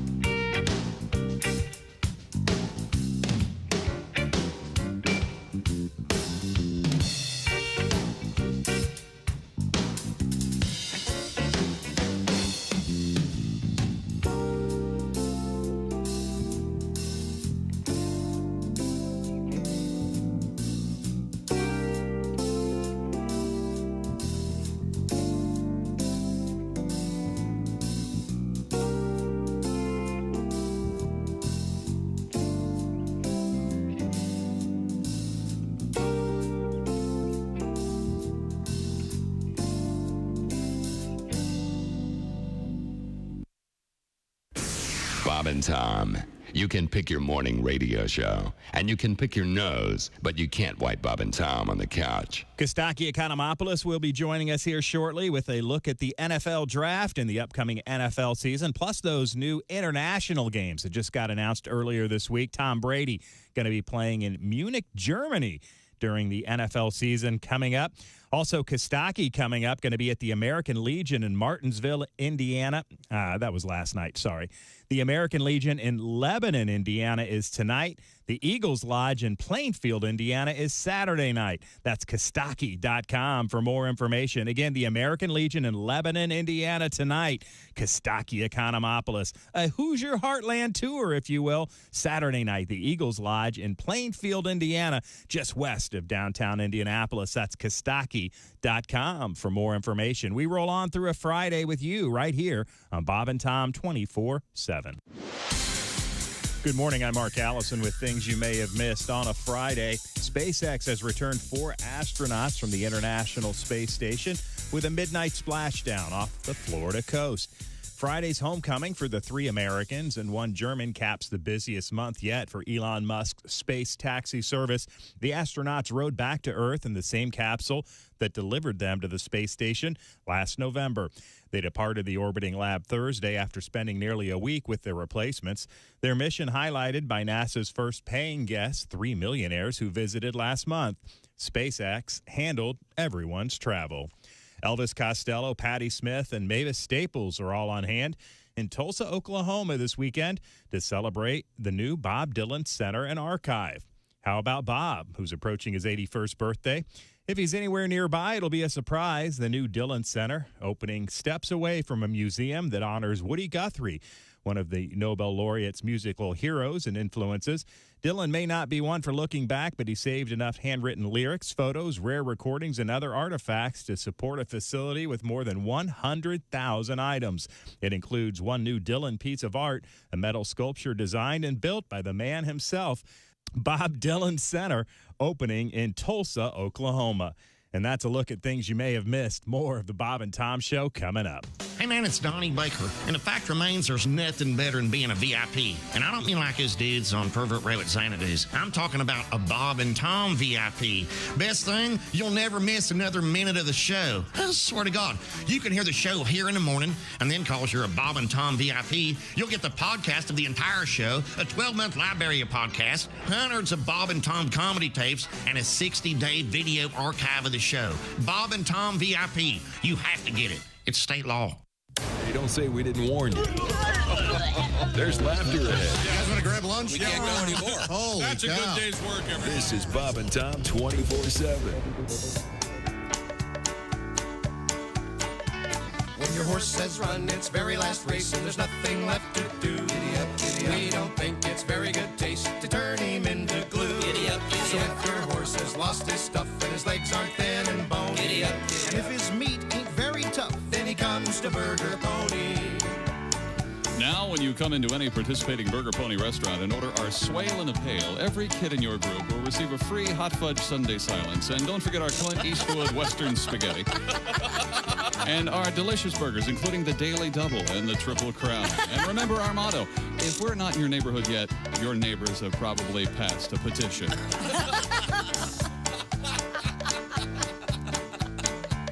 So if your horse has lost his stuff and his legs aren't thin and bony, and if his meat ain't very tough, then he comes to Burger Pony. Comes to Burger Pony. Comes to Burger Pony. Hi, everybody. This is Mark Sweeney, and you're listening to Bob and Tom 24/7. Let's talk to our guest, Tom Foss. Tom, tell us about your life. You married, single? What's going on? Married. Very happily married. I got a friend going through a midlife crisis. You know anyone like that? Oh, yeah. And he's asking me what he should do. Oh, yeah. And I keep telling him cheating is like growing pot. Like growing pot? You can do it and get away with it, but you can't ever, ever tell anyone. Ever. Anybody. You're listening to Bob and Tom 24/7. You're so weird. You have no idea. Essential Morning Radio. This is Bob and Tom. Have some fun. Hey, welcome back to the Bob and Tom Show. Christy Lee at the news desk. Hi, everybody. There's Pat Godwin. Hey, Chick. He's in the performance room. Got both hands right on his organ. Ready to go. There's Josh Arnold at the IHateStevensinger.com sidekick chair. Happy day to you, Chick. There's Ace Cosby at the track phone hotline hot phone. There's Willie Griswold. Hey, man. I'm Chick McGee. Here's Tom with a special guest. Oh, happy day. Oh, happy day. Oh, happy day. Oh, happy day. When Jesus walked. Kostaki's here. He's the Is Greek. this what you're wanting? He's the Greek freak. He is Kostaki Economopoulos. Chapter 2 of the book, Should I Take a Stage Name? No way, man. At this point. I love it. How about Connor Evans? Kostaki Economopoulos. Connor Evans. I'm pretty sure you could go just by Kostaki and you'd be all right. Yeah, that's yeah. Now, when you were a kid, did they call you like Taki or Tacky? Or I've always gone by Kostaki. There was no nickname at school? Kostaki is a term of endearment for his name. You remember That's this? right. The real name is Constantino. So Yes. You Kostaki haven't is heard the this till nickname. you want to throw up? You haven't heard that? Yeah. Okay. Oh, you want to throw up? What did I say? I'm sorry. How long was I out? Whoops. When I was in school, there was a graffiti thug that would write graffiti thug Taki 116 with Sharpie on every post-it. Taki 116. So I'm guessing you don't care for graffiti. Is that right? I think lopping off hands would be appropriate. Taki, Taki 116 across every. What is that? What does that mean? Is that a It was biblical tagging, reference? I believe, is Oh, the it's technical tagging. term. All right. Defacing Yeah, but what property. does Taki mean? That's. I assume That this was the kid was question. probably some, Greek juvenile delinquent. Stick with what you originally called him, a graffiti thug. I do like that you're bringing Greek into though, and that's good. I like that. I'm assuming he was a. Taki sounds like a Greek. thug. Sure. My favorite graffiti of all time is I saw this on a bathroom wall in a college. Colleges have the best graffiti. They're somewhat thoughtful, right? Yeah. A 667 neighbor of the beast. Oh, all right. That's good graffiti. It's quality. Gee, that's worth it. It's joke writing. Now, Mr. Economopoulos is with us in the studio, and now a resident of Los Angeles, California, once again. Yeah. And but you are originally from the Atlanta area. Originally from Atlanta. A huge NFL fan and a loyal fan of the Atlanta Falcons. Yeah. Can we do some draft jokes? It's that Sure. time. I mean, the draft had millions of people watching. I went. My brother and I went to Vegas. We were there for the draft. It was so much fun. My goodness. Cool. It was my first big outing in a long time. Oh, that's great. We loved it. I broke even at the poker table, but I did drink my weight in free beer. So I think that's a win. Yes, Of course. absolutely. Sure. All right, we need to do a version of this joke every year. I just love this joke. The NFL draft has been held annually since 1936, like Jimmy Carter's penis. Happy birthday, Jimmy. That is nice. Is it possible to preserve a joke? Yeah, we should. In some kind of plastic and just have it there. Yeah, every year we could put a new old guy in there. We can debate Dick Van Dyke. Sure. No, I like Jimmy Carter. I call him Little Peanut. It's fun. Little peanut. My little peanut. Let me get hold of that peanut. And that goes back to your Georgia roots. That's right. And Jimmy Carter is widely considered to be, Mr. Carter, former President Carter, widely considered to be not the best president, but the best ex-president. Yes, ever. I think that's right. fair. Carries on with great dignity. I've done very good work. He's a humanitarian. And Georgia, by the way, broke the record for the most picks in a 7-round era NFL draft. 15 Georgia players were drafted this year. Wow, that's great. The NFL took more Georgians than Sherman, everybody. That's a lot. That's a lot of Georgians. Civil War hunk. Wow. The blue and the gray. Can we make fun of my state a little bit here? That's fun, right? Go ahead. The last time Georgia was number 1 in something, it was in skull can rings and jean back pockets. Last time Georgia was number 1, it was in streets with the word peach in them. Sure. It was in tube tops per capita. All good things. It was in percentage of Jeff Foxworthy books at the public library. Georgia man. Yeah, it was in number of new TVs on top of broken TVs. That's a good look. Very Georgia. That's a great look. Hey, I'll just sit her up there. Kenny Pickett, first quarterback drafted this year. That's a tough name for a quarterback. His name literally sounds like Can He Pickett? Yeah. That's Can he pick it? That's Yes, not good. he can. Yes, he can. Yeah, he can. Turns out he can. So we went to the All-Pro lines of guys, and I asked them, what's a worse name for a quarterback than Kenny Pickett? These are some suggestions. Okay. Holden Clipboard. That's a bad name. Oh, that's solid. Yeah. Like that one. Lynn Somebody's Complete. a Catcher in the Rye fan. Yeah, oh, that's right. Yeah. Noodle Armstrong. That's a bad name for a quarterback. Willie Blowit. That's bad. Chuck It Away. Oh, I like that one. That's almost legit. Terry Rotator. That's bad. Hands Greasy. Right. Owen 17. That would be a bad name. Very good. Owen 17 rules. Johnny Manziel. That's a bad quarterback. That's horrible. That's the worst right there. Hey, they call him Johnny Football now. Yeah, that's right. Because Johnny Bench was taken. All right, here's the meanest. I apologize to all of Ohio for this one. Well, great. The Browns should have drafted the guy who drove the moving truck from Cleveland to Baltimore because he's the only one to lead them to a championship. Okay. The Ravens won. Yeah. Once they moved. Edgy, yeah. Well, as soon as they weren't the Browns anymore, they won. Yeah. Oh, I see. Okay, I was getting confused. Baker Mayfield said he feels disrespected by the Browns. You feel disrespected. You got there in 2018. The fans have had to watch this crap for 30 years. All right, Chick, can we do some Cowboys jokes? That's Go always right fun, ahead. Right? Yeah. The Cowboys are the first NFL team to partner with a cryptocurrency. That's perfect for a team that's good on paper. Nice. They partnered with a company called Blockchain, which is weird for a team that can't block or move the chains. It's a practical joke. There you go. Cowboys and Chargers are having a joint practice, to which Josh Gordon said, joint practice? I would like to attend. The marijuana guy. The marijuana guy. USFL measuring first downs with a chip in the ball this year. This is very exciting news to the 7 people who care if it's a first down. Ace being one of them. Pete Carroll said he has high hopes for Geno Smith. Surely he means that if Geno Smith is playing, Carroll hopes to be high. Certainly that's... Oh, yeah, he must have messed that up. Yes. This year, Hard Knocks will feature the Detroit Lions. That's what Lions fans need. Another month of football season. That's good news. I'm kind of looking forward to that one because that head coach, Dan Campbell, he's an interesting guy. He is. He's Going to be some really quotes. And they got that kid from Michigan, so it's kind of a hometown hero thing. He's already got 2 or 3 classic quotes, doesn't he? Yeah, and he's not going to make very much longer being a head coach because he cries for his team. And that's the You mean he has a heart and a soul? Yeah, he's not going to. Yeah. How do you spot that, Christy?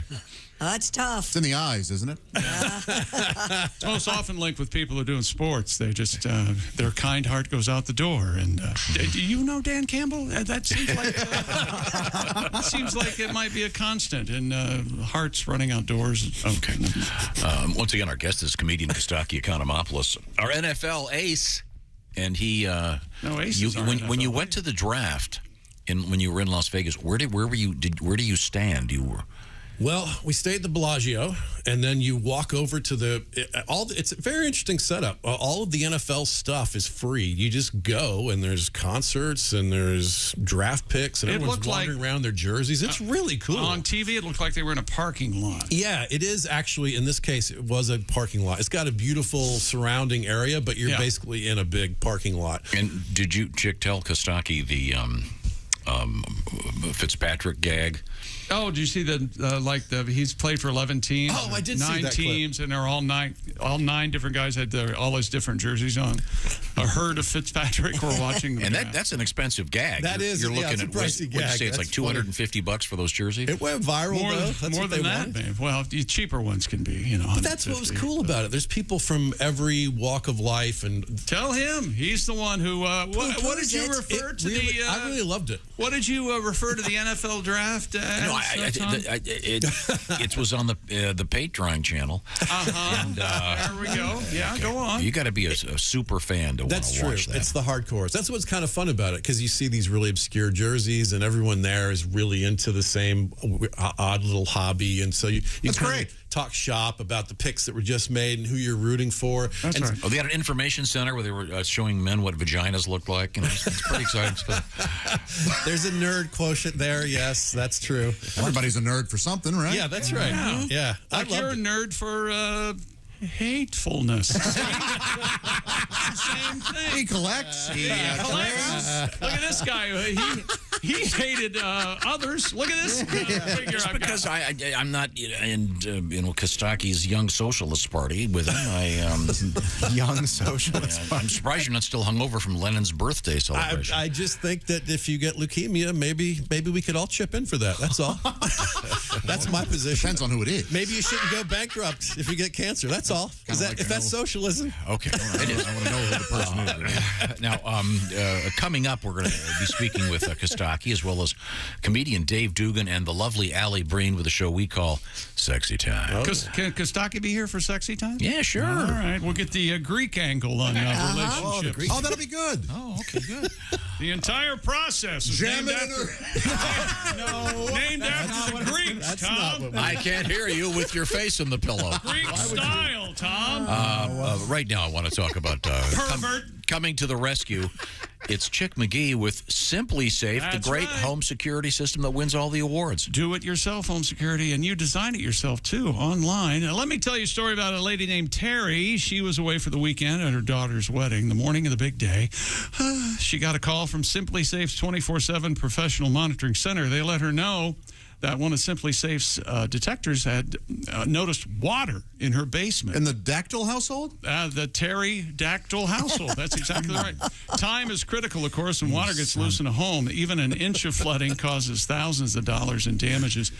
Thankfully, Simply Safe detected the water early and protected her whole home against floods. She made arrangements for the water to get turned off. That's why 4 million people trust their home protection to Simply Safe. A happy ending after a wedding, Tom. How about that? Yeah. A comprehensive Simply Safe system and 24/7 professional monitoring. You can have someone always looking out for you, just like Terry. And plans start at under $1 a day with no long-term contracts or hidden fees.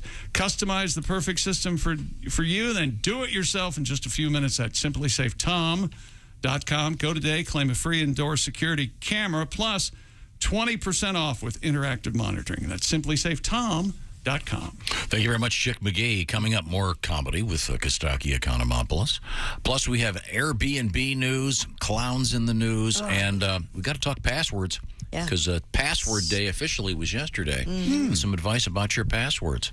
We'll find out what I'm talking about in a minute. This is the Bob and Tom Show. Good morning, sunshine.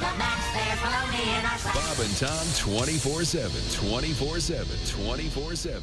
Jeff Oskey with the news ye failed to mention here on the Bob and Tom Show. And Jeff Oskey on the road this weekend, Saturday night, May 7th at the Astra Theater in Jasper, Indiana. Again, PatGodwin.com for tickets and information. Jeff Oskey along for the ride. That's Jeff Oskey and Pat Godwin. Again, Saturday night, the Astra Theater in Jasper, Indiana. Live comedy. Get out there and see him if you can. And you are listening to Bob and Tom 24/7 on a Friday. On the way, Kostaki Economopoulos and Allie Breen. Hi, everybody. Christy Lee from the Bob and Tom News Desk. A man opened an emergency exit of a United Airlines jet, walked onto a wing as the plane taxied at Chicago O'Hare International Airport, and jumped onto the tarmac yesterday. Police say the passenger on Flight 2478 was arrested but did not release his name. They say it went down early yesterday morning as the jet neared the gate. The man jumped to the tarmac, tried to guide the aircraft to the gate. United says members of its ground crew stopped the passenger. The plane taxied to the gate. The other passengers were let off the old-fashioned way. Are you worried the idea of having food and other essentials delivered to your door will fade away now that the worst of the pandemic seems to be behind us? Don't worry. If you go by numbers posted by DoorDash, they report sales soared in the first quarter of this year, revenue jumping 35% to nearly $1.5 billion, orders rising by 23%. And a popular title that helped pave the way for female video game characters is taking its rightful place in the World Video Game Hall of Fame. The organization behind the hall has added, you guessed it, Ms. Pac-Man to the ranks of titles recognized for both their popularity and their influence on the video game industry. Ms. Pac-Man was released in 1981 as Midway's follow-up to Pac-Man and has gone on to be one of the best-selling arcade games of all time, and the only one Tom Griswold will admit to playing. And that's your news. I'm Christy Lee. More of the Bob and Tom Show on the way.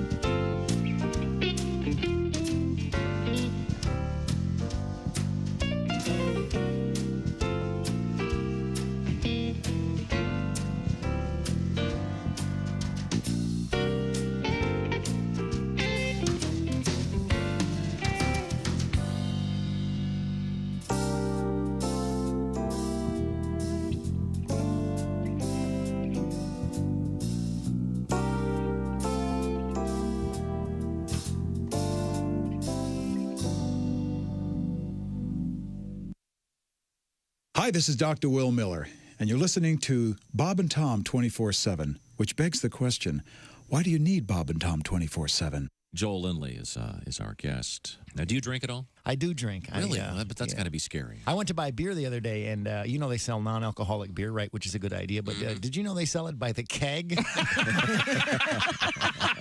I did not. What kind of a loser consumes a whole keg of non-alcoholic beer? I mean, if you don't drink, fine. You know, have no duels, but you know, don't do funnels.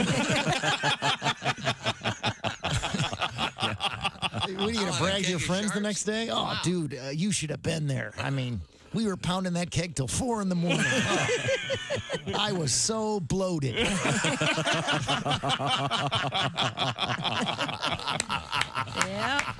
Then I drove everyone home. Cool. Yeah. There's a gigantic warehouse of stuff I don't get. I can't And they understand serve non-alcoholic beer there. You know what? Boy, Another thing I don't understand. Hooters has food to go. Who the hell's that for? Good point. You're listening to Bob and Tom 24/7.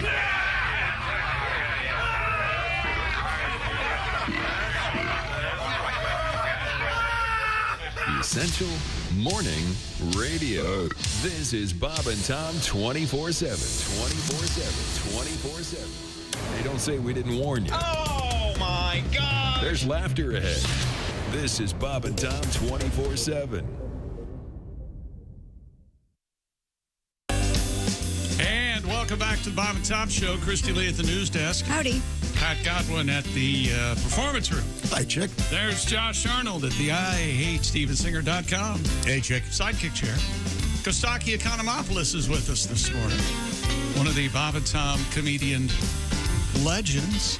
Oh, yes. There's Ace Cosby manning the track phone hotline hot phone. Legend. There's Willie Griswold. Chick, one of our great listeners just sent me some of the artwork that her graffiti thug son does. Yeah. It is awesome. It's on my Twitter. It looks it's amazing. so cool. Yeah. Once again, I'm Chick, and here's Tom to brighten your day. when I lived in New York, there was some guy who apparently had a Sharpie, and he would just write T-A-K-I, Taki 116 everywhere. There was no art to it. I wonder what it was. Just some jackass tag, that huh? wanted to write his name and everything. thing. Some jackass. Here's her son's I'm just artwork. hoping one day on the subway he slipped and Oh. hit the third rail. Okay. He wanted his name on everything? How terrible is that? This is professional. Wasn't there a movie like that? Turk 182? Wasn't that a movie? That's from right. Our youth? Wasn't that basically the same premise of he didn't have a? Did he have a cause? I don't remember. That used to be on cable a lot. I don't remember that. Turk either. 182. Yeah, the name's so appealing. I can see why I never watched. Yeah. Okay. Once again, Kostaki is our NFL correspondent, but also a native of Georgia and lived in Atlanta many years. Now back living in Los Angeles. How's your family? Back in L.A. with the wife and kids. Happy wife, happy life. That's a phrase we know. I like the premise. Put a little extra into making your wife happy. It'll come back to you.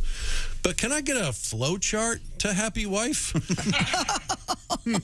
Well, this made you happy yesterday, but not today. It's probably my fault. Happy wife. It's hard to get your hand. It's like a unicorn riding a rainbow. It's happy wife is like Bigfoot. There's no proof it even exists, but we like the idea of it so much that we keep searching for it. And occasionally, someone will show you a picture of happy wife, but if you look close, it's just a dude in a happy wife costume. They're also blurry, too. Very blurry. That's right. Happy husband, happy life. No one ever said that. Nope, nobody cares. And the irony is, happy husband has a very simple flowchart. Does it? Yeah. Yeah, love us, appreciate us, show up naked. That's it. That's all you got to do. And if you have to skip the first two, it's fine. It's a one-step flowchart. Simplify. Yeah, very good. Now, are you going to be out of town for Mother's Day? I'll be home for Mother's Day. I'll be back. Yeah, early. Are you going to be armed? All right, that's a good question. I've already bought the card. The little kid and I actually bought chocolates last week. Aww. And then the little kid ran immediately to Mom and said, "Mom, we bought you chocolates." So we already gave them to her on Wednesday. And by the way, now you have to get another gift. That's right. You That's understand right. that, You're not wrong. that rule. Boy, those little kids do crow like a canary. Yeah. The truth. Yeah. Well, they just get so excited. They can't wait. Oh, yeah. Yeah. The kids are fun. But there's so much work. A friend of mine calls me and he goes, "Would you give up your life for your children?" I'm like, "Yeah, I did." Done and done. What are you talking about? Kostaki Economopoulos, one of our favorites for many, many years now. We've been hanging out for a long time. It's been a long time. Thank you, guys. Well, I'm glad you had so much fun at the draft. Yes. That's super fantastic. And you say it's going to be where next year? Next year's Kansas City. They're already counting down to that. And the year after is Detroit. Like, it's a thing. I would think they'd want to stay. I don't know. I would think Vegas is just so smart because it's so easy to get to. Yeah, from I don't know everywhere. why they didn't ask you about it. No, I'm just asking. They didn't care. They didn't care what your opinion was, and I know. Do you they just find get? that, Do they just get a flat fee from the city? Boy, I would imagine City's bid. Yeah, I imagine the bid. But I don't know for it's sure. It's a big deal, you know. And Vegas is the perfect choice because it's such a great destination. But there's a lot of great cities, you know. And some of the cities that maybe get fewer of the things maybe go all out for the thing, right? Right. So I'm sure Kansas City is going to be great. Can you bet on the draft? Yeah. you sure can. So how much did you bet? I mean, I stayed away from that because it's the kind. It's like when they used to take bets on who gets kicked off a Survivor, but somebody knows the answer to that. Sure. Yeah. Yeah. Are you ready? Drake, the hip hop guy, Drake, bet on Drake London to be drafted, the wide receiver for First UNC. wideout, he won. First wideout, and he won. I think he bet like $30,000 and won. Falcons, baby. A couple $100,000. Yeah. Wow. Willie, did you bet on the draft? I did not. I didn't do that, but I got a lot of stuff going on right now. I'm betting on NBA futures right now. I'm betting on the Colts right He's now. got a lot of money going out. There's a lot of stuff happening. Technically, at the draft, wasn't Roger Goodell the first white out to kind of announce the whole thing? Introduce people? I'm sorry, Josh. It's white out is a football term. Yes. Wide, as in thin, wide. Wide out. I misunderstood, Tom. It's unbelievable. Yeah. Not white race. I know this earlier. I floated my joke about a horse named Gentrification earlier. And, I enjoyed that. I was still. I thought you enjoyed it. It would have been nice if someone in the room had enjoyed it. I did. I even played along. I laughed at it. I don't know why you're. I didn't. You called me I worse for some smirked, reason. I said it was- smirked and Christy They didn't allow joined me. gentrification, but they said you could name it White Flight. Yeah, so that's a nice tag. Better than mine. Let's That whole little living, shall we? Oh, boy. Hey. Let's go to the news desk with Christy Lee. What do you got? Yesterday, we missed it. I apologize. This is my fault, I guess. Way to World go. Password Day, celebrated annually on the first Thursday in You're May. doing it wrong. Today is World Password Day. You know what my password is, Kostaki? Alan Ludden. What? No one ever guesses that. You know who Alan Ludden is? Huh? What? I'm going to guess actor from the 1950s. Do you hear what's happening? Wow. Do you hear what's happening? Alan he doesn't Ludden. know who Alan Ludden is. Well, it's a shame. Alan Ludden, the host of Password. He's married to Betty White. Married to Betty White, yeah. Mr. White. Oh, well, that's clever. All right. Let me ask you this, in all seriousness.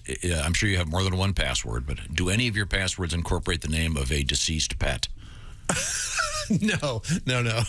A dead pet. I like that idea. I think a lot of people have their mother's maiden name or some variation on that, right? And or a dead pet. A dead pet is the answer to one of my security questions, but you know what I mean? Yeah. But not in my actual password. Like the name of the pet? Or it's just because, and it's not, hey, what's the name of a dead pet? It's what's the name of your first There we go. dog. Yeah, This happened to me yesterday. Do you forget the answer to your security questions? I do it all the time. I do it all the time, too. Here's the thing, Tom.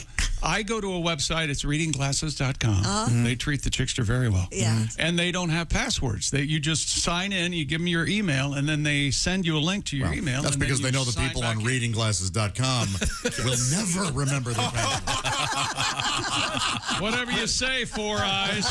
My point is... I resemble that remark. But I want to tell you. This World Password Day was started by information technology professionals to encourage computer users to keep their passwords updated and secure. Computer security researcher Mark Burnett suggested in his 2005 book, He's rich. Perfect Passwords, that people should choose an annual password day. That's an entire book? Yeah. A whole book. Boy, wouldn't that be fun to read? That's huh? gotta be passwords. Little turgid. Little, hey, get to the point. Chapter 12, and now we pick a password. To update their passwords for email and other important services. So you should do it annually. They make you do it about every 2 months. Well, yeah, I'm waiting for a world, what's it called? Username day. Yeah. That's the place's username, you can't have caps or spaces. Like, what the hell?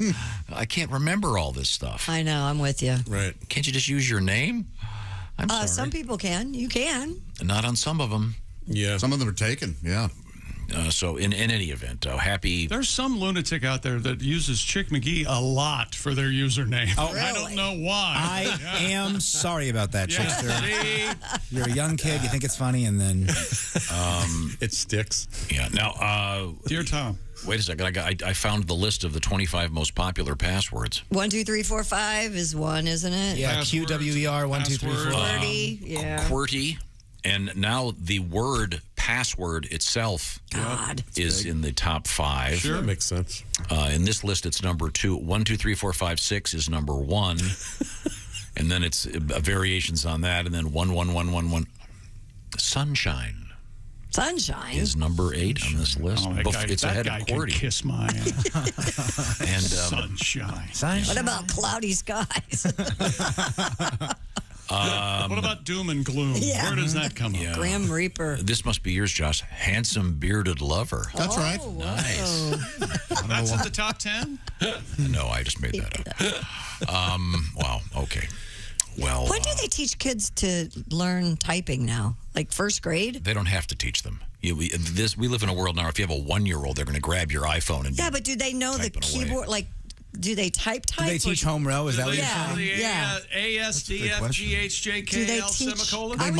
I was just thinking about this today. I don't know why, but I was thinking, when do they? Because I had took typing my freshman year in high school, but you'd have to know as a kid. We took it in elementary school, but I never wanted to use home row. I always thought I was good at point and click, and I severely regret it. And in college, I asked, like, hey, can I take a formal typing class? And they were like, no, that's a rudimentary skill. And I was like, okay, thanks for making The only way I would ever be able to learn that is if they hooked electrodes to my scrotum. And then when I'd make mistakes, I'd get a shock. Are you a hunt and pecker? We can make... Oh, I'm... He's a big No, I didn't hear that. I'm not hunting pecker. I don't question. But You're offering. It's okay. I have friends that do that. That's Sure, yeah, Is that perfect. right? That's perfectly acceptable. And you're okay with that? Live and let live. I That's say. nice. Love is love, Tom. Yes, and I'm a two-finger type. Really? I got thrown out of my typing class my sophomore year because the teacher thought I was a smart aleck. I couldn't imagine you doing I anything. can't understand. Why don't they redo the keyboard? Because wasn't the keyboard set up that way so your typewriter wouldn't get jammed? Yeah. Why don't they make it more user-friendly? There's a really long history of. You can actually get one. I forget the name of it. There is a pattern you can have. And there's an ergonomic way the keyboard is shaped. It takes the most commonly used letters in the English language and puts them there. Oh, you couldn't teach me that. There's a great now. chapter in John Green's book about that. I would highly recommend. Oh, does the typewriter die at the end? The Anthropocene, yes. The typewriter gets leukemia. No, you jackass. The fault in our keys. Sorry. Don't even say the title. It makes me cry. John used to be a fan. What's the name of his book that's in? The Anthropocene. It's fantastic. I recommend it. I've read it 3 times. I've read 3 of his books. I'm a big fan. But yeah, no, the history of the typewriter, I had always heard that it was in the beginning, like Willie said, because they didn't want the keys to jam, so they put them far apart. But there's a lot more to it. But. Two pieces of mail. They both deal with the same topic, if you would allow me. Okay. Good morning, friends. Oh. Must be not for us. Your jokes with Kostaki about Greek style have ruined one of my favorite restaurants. Oh. Now, when I go to get a gyro, they have Greek style fries. Every time all I can Make sure think they're not of, too hot. Every time I can think of is I want fries, but I don't want to put them there. Actually, what would the joke here be, Tom? Thanks a lot. Let me try those Greek style fries. Too hot? No, too salty. Very the old decaf coffee joke. That's not tzatziki sauce. Hey guys, love the show. Josh is on my S list this morning. I was driving to work, enjoying the show, and listening to you talk about yurts. Yeah. I'd just taken a big drink of coffee when Josh popped off with, "Hey, have you ever taken the Burton yurt?" I spit coffee all over the inside of my windshield and steering wheel. Oh. Sorry about that. 15 minutes to clean it up. What a nice compliment. Yeah. Got a spit take. Yeah. That's what you want. And hello No, to, not really. this is from a Jennifer, Pat. Hello to you especially. See you in Jasper tomorrow night. That, you better, Jennifer. better unbutton your shirt. Jennifer. That's right. Once again, love that place. Mr. Godwin will be in Jasper. Jasper. Indiana. Oh, it's Jasper, of course. It is absolutely. With Yef Oske. Once again, that's Saturday night. Where? Jasper. At Oh, the At the Astra. Going to glide into the S. That is a great theater. You guys are going to, and the place, the people who run it are But it's awesome. haunted as hell. Oh, that'd be cool. I'm borrowing. There'll be a lot of booing. Boo! Okay. Now, coming up, we're going to talk with comedian Dave Dugan, also comedian Allie Breen with Sexy Time. Oh, yeah. We'll talk about, people write us letters, Kostaki, about what may be going right or wrong with their love life, and we try to help them out. It's like a penthouse letters kind of thing. Yeah. Well, kind of. With a certain level of lack of sophistication and really a lack of knowledge. Way more typos. Yeah. Probably giving advice that we shouldn't give. It's perfect. Right now, I want to talk about that trip you took to the drugstore. You walk in and you go, here's my prescription. Then 5 minutes later, you're paged, and they go, by the way, you realize this costs $400, and you go, what? This is where GoodRx comes in. Sometimes prescription prices get completely ridiculous. GoodRx is a service, and it's free, by the way. GoodRx.com/Tom. I'm talking about the app that'll help you save up to 80% on your prescriptions. We get love letters about this. Christy, tell me more. Yeah, we talk about things all the time, but this GoodRx, I've been using it for a long time. Even when you had to just print a coupon off on the computer, you don't even have to do that anymore because it's free, it's in an app, it's easy to use, and here's what happens. GoodRx checks the pharmacies in your neighborhood. You know, over 70,000 of them nationwide. They find you the best price. Places like CVS, Kroger, Walgreens, Rite Aid, and they could save you up to 80%. And even if you have insurance, GoodRx may actually beat your copay price, but it works if you don't either. So check it out. It's so easy to use, and it will save you a ton of money. Simple, smart savings on your prescriptions are just a click away. Check out GoodRx. Go to goodrx.com/Tom. That's goodrx.com/Tom. GoodRx is not insurance, but can be used in place of insurance. In 2021, GoodRx users saved an average of 81% on retail prescription prices. I am Gordon. Hello, Gordon. How are you, Gordon? You lose your place? I did not lose my place. Have you ever been in a yurt? Yes. Oh, yes. Yes, I. Did you ever flirt in a yurt? I flirted in a yurt. You ever spurt? Yes. Well, but it's only because she squirted. Gordon. Oh, Gordon. Thank you. My work is done here. Home run! I just got burnt by. That doesn't rhyme, you fool.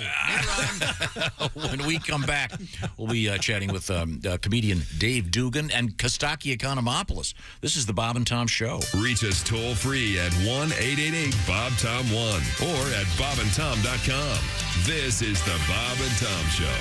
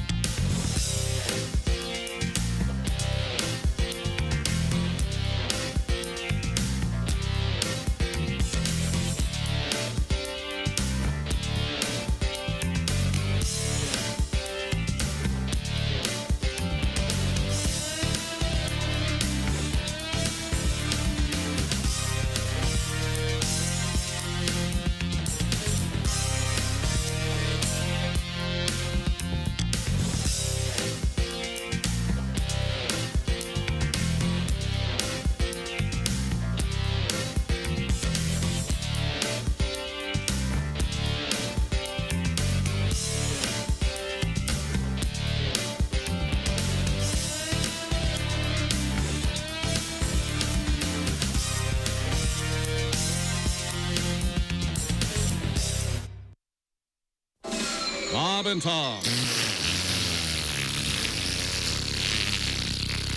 They put the F in professional. Hey, I was telling you about a couple of live comedy performances to catch this weekend. Don't forget, Willie Griswold and Larry Reeb going to be in Quincy, Illinois on Saturday night, May 7th. That's tomorrow night at the Ambiance. That's right, Larry Reeb.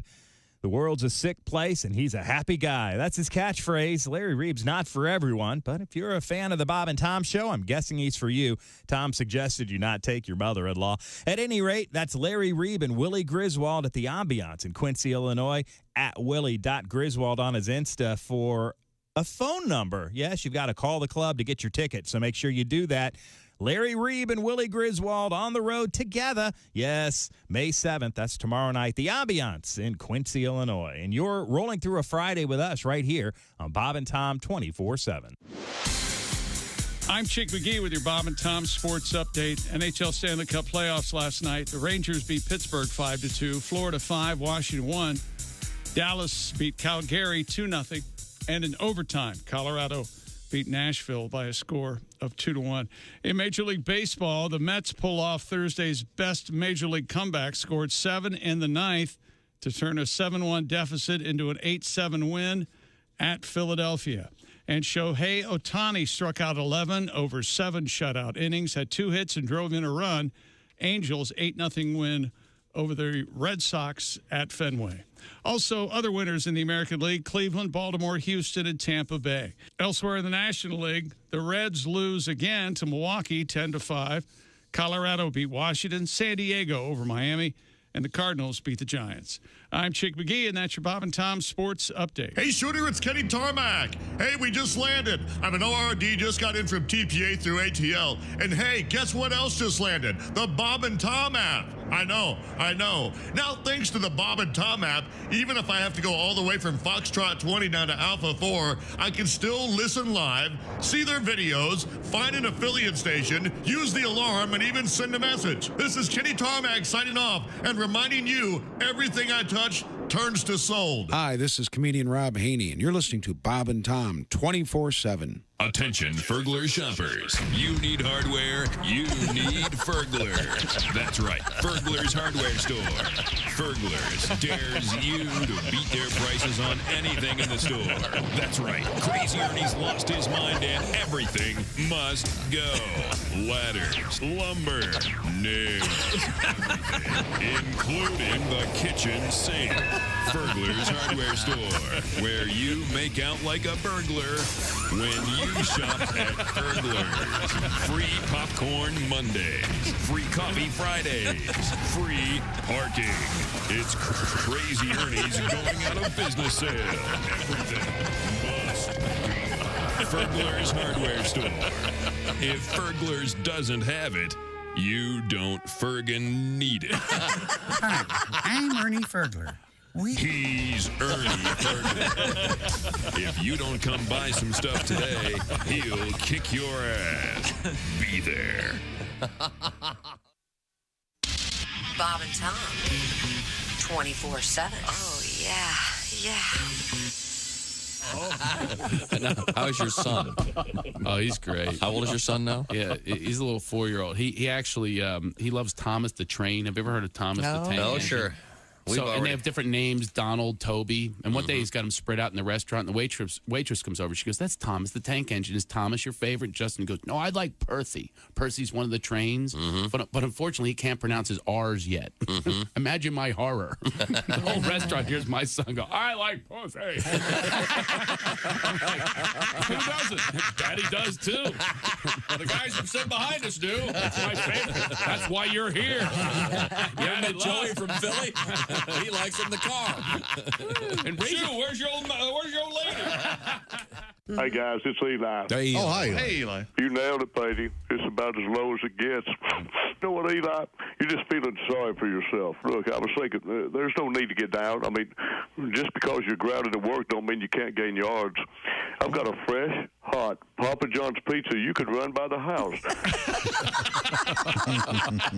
God knows you wouldn't want to try to pass it. You'd probably get picked off by the mailman. Oh, yeah. Bob and Tom. Well-meaning, but... Yeah, they're... Welcome back to the Bob and Tom Show. Chrissy Lee at the news desk. I think Chick just threw up a little bit in his mouth. Pat Godwin in the entertainment room. Hello. The Performance Center. There's Josh Arnold. Hi. Hi, Chick. You'll be in your sofa in no time. I know it. There's Kostaki Economopoulos. He's here. Hour and a half tops. He's the king of the sofa. There's Ace Cosby. That old. That old radio. Willie Griswold Gag. here. Not going to fall for your trap. I'm Chick McGee, and now here's Tom. Thank you very much. With us in the studio, I can see him right over there. It's comedian Kostaki Economopoulos. I don't care what you say. That's good lighting. Joining us on the big screen. Apparently, the man has a skylight.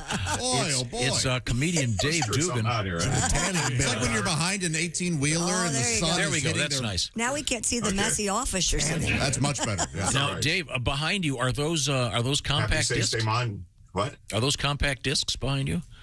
Those are. They're very popular with the kids. Use them as frisbees.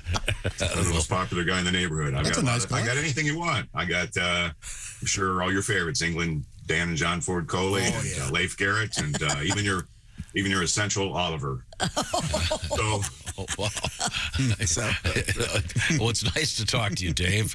I'll talk to you. Happy Seis de Mayo. Thank you. Seis de Mayo. Yeah, it does. Okay, yeah, it doesn't get as much pub. It doesn't, no. It's the old Cinco. Oh, yesterday was busy. Lined up Yeah. around the corner to get into our local Mexican restaurant yesterday. Man, never seen anything like it. Really? Yes. Never seen anything like it? Amateur day for... I know, it was amazing. How are the Irish pubs? Were they full? Maybe there should be like a league of people that go to a different one so for St. Patrick's Day you hit the Mexican Oh, joint. I see what you're saying. There you go. That way you... Opposite day, kind of. Yeah, you get rid of the crowd. Dave, what's new in your life? We've been talking to Kostaki Economopoulos about his life, which is pretty exciting. How about yours? Yeah, it's always exciting. Something's always going on. I got hit by a car the other day. Oh, my. On Wednesday of last week, yeah. I was just on my usual bike ride and a car turning right. It's kind of surreal. I didn't get hurt that bad. I couldn't walk for about a week. I couldn't walk well, but I'm good now. And the guy afterwards, he felt real bad, and he gave me $100 bill. Oh, how about that? And then and I started doing the math, and I thought, if I could come down this corner, like maybe hit like 3 times a day, I could take 3 hits 7 days a week. I think we're talking 6 figures. I think so. But I didn't have any place to put the $100 bill except for his like a hoodie pouch. So I put it in there, and I got home, and it was gone. Oh, man. Oh. So it's a sad story more than anything. I don't know. No, it's really happy for the person who found it. I thought you were going to play a little music like theme from Love Story, but something better. What's that again? I said it was really happy day for the person who found it. Yeah. I'm sure one of those industrial mowers just mowed right over it. So were you wearing those real tight bicycle? Were you wearing those bicycle pants? Are you coming on to me? No, I don't wear those. I don't get into it that seriously. I wear, I'm all boy, Tom. Okay. Well, so you could have put the $100 bill in your regular pocket, right? I didn't have a regular pocket in the pants I was wearing. Okay, so they were. Yeah. What pants don't have pockets? A lot of pants don't have think there's any pockets. reason to dissect this whole thing? Basketball shorts? We can just accept the joke and maybe let him do another one.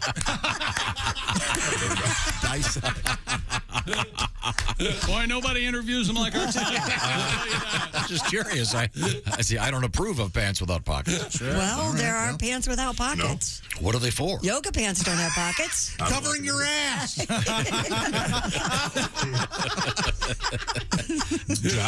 Josh, do you have any pants without pockets? No. Kostaki? Sweatpants don't have Those pockets. would be workout pants, and I don't own those.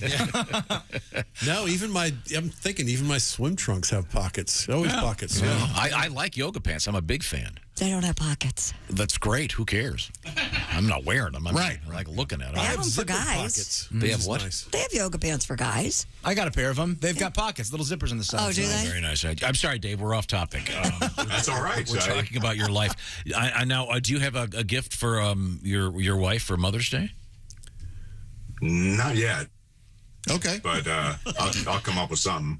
Well, I know where you live. You can ride your bike over that bridge. There's a guy selling roses that he picked off of graves. They'll be going up for sale Saturday night. I'll come up with something, Tom. It's still 48 hours away, and she's not my mom, but I guess that doesn't matter. I'm still She's the mom of your children. Yeah, I know. Oh, I'm a grandpa now, by the way. Oh, yeah, congratulations. Thanks a lot. That's wonderful. No, I don't know what you want to know about my life, but let's see. So he's 7 weeks old now, and it's our first, and 10 pounds. It was 10-pound baby. Pretty big, yeah. It's a big baby. Pretty big. And my wife started right in on me about that, and she said, that doesn't run on our side of the family. How much did you weigh? And I was supposed to come up with, I said, I don't know, 9 pounds something. I do recall growing up, and I remember my folks a few times, mentioned that I was a big baby. Especially when I got cut from the basketball team, and when my first wife walked out on me. Oh yeah, so, big baby. Being a baby. But good to know. Dave Dugan is our guest.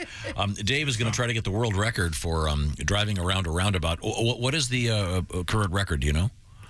It's a little over 4 hours by an Aussie. An Aussie? In Queensland, yeah. So he was probably going the other way. Yeah. Well, they ride on the left side of the road, so I'm thinking whatever I do would be beat the left side of the road record. Now, when you do this record, are you going to be in your own automobile? Are you going to be in your own car? No. I found out that roundabouts being up where there's so many of them is very, very hard on your tires. Right. I had to prematurely buy a whole new set of tires a few years ago. So now sometimes when I'm on a roundabout, I will reverse directions just to even out the tread. Of course. Yeah, that's important to do. Now, are you going to be in the car? Warning to other motorists to stay alert. Are you going to be in the car the entire time by yourself, or do you stop and pick up other people? I'll probably pick up a few people. And anybody want? Christy, you want to come again this time? Not again. No, I'm still you dizzy. did it 4 years ago. Yeah. Oh, you got dizzy? Yes. I had 717 laps last time. I didn't get dizzy at all. In fact, I think I'd falsely give myself confidence that I might be a candidate for the space program, but I don't get dizzy on it. I get dizzy. Now, are you allowed to take bathroom breaks or anything, or do you have to stay in the car the whole time? No bathroom break. You can 1 minute pull if you need a minute to pull over and pick somebody up. You can do that once per hour at the most. Okay. So are you going to wear an adult diaper, or no? So do you just not drink any fluids the previous 24 hours? No, I have to drink all. I'm very much a dehydrator. I drink water all the time, so I'll be drinking the entire. So you got to hold it for a solid 4+ hours. Yeah. I guess I'll be wearing an adult diaper in my tight bicycle pants, Tom. Do they make adult diapers with pockets? You've got to pick the new wardrobe for them. Kinda. Well, Dave, it's been a great pleasure. Good luck with your world record next week. Well, thank you. We'll talk to you again soon. Thank you very much. Bye, Dave. Comedian Dave Dugan. Your friend for life. That's right. Okay, thank you very much. Coming up, we're going to be doing a little bit of sexy time with Allie Breen. We've got a fantastic tattoo story in the news, and here's your hint. Yes. That's your hint. What are we talking about? I have no idea, and I've got the news. I know. I can't believe you don't know what it is. When we come back, I can tell you this, it will anger Chick McGee. This is the Bob and Tom Show. Keep us with you at all times. Get the Bob and Tom app now at your app store. State law.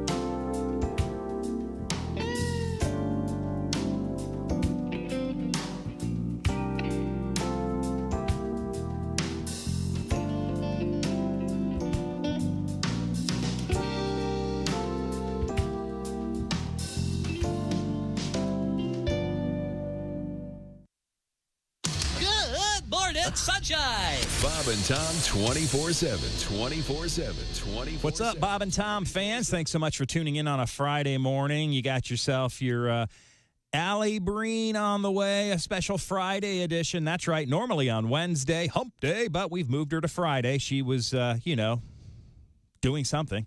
So Allie Breen coming up in the 9 o'clock hour, which is right now, actually, after this break. It's Allie Breen. Oh, my gosh. Sexy time. Stay tuned. You're listening to Bob and Tom 24/7.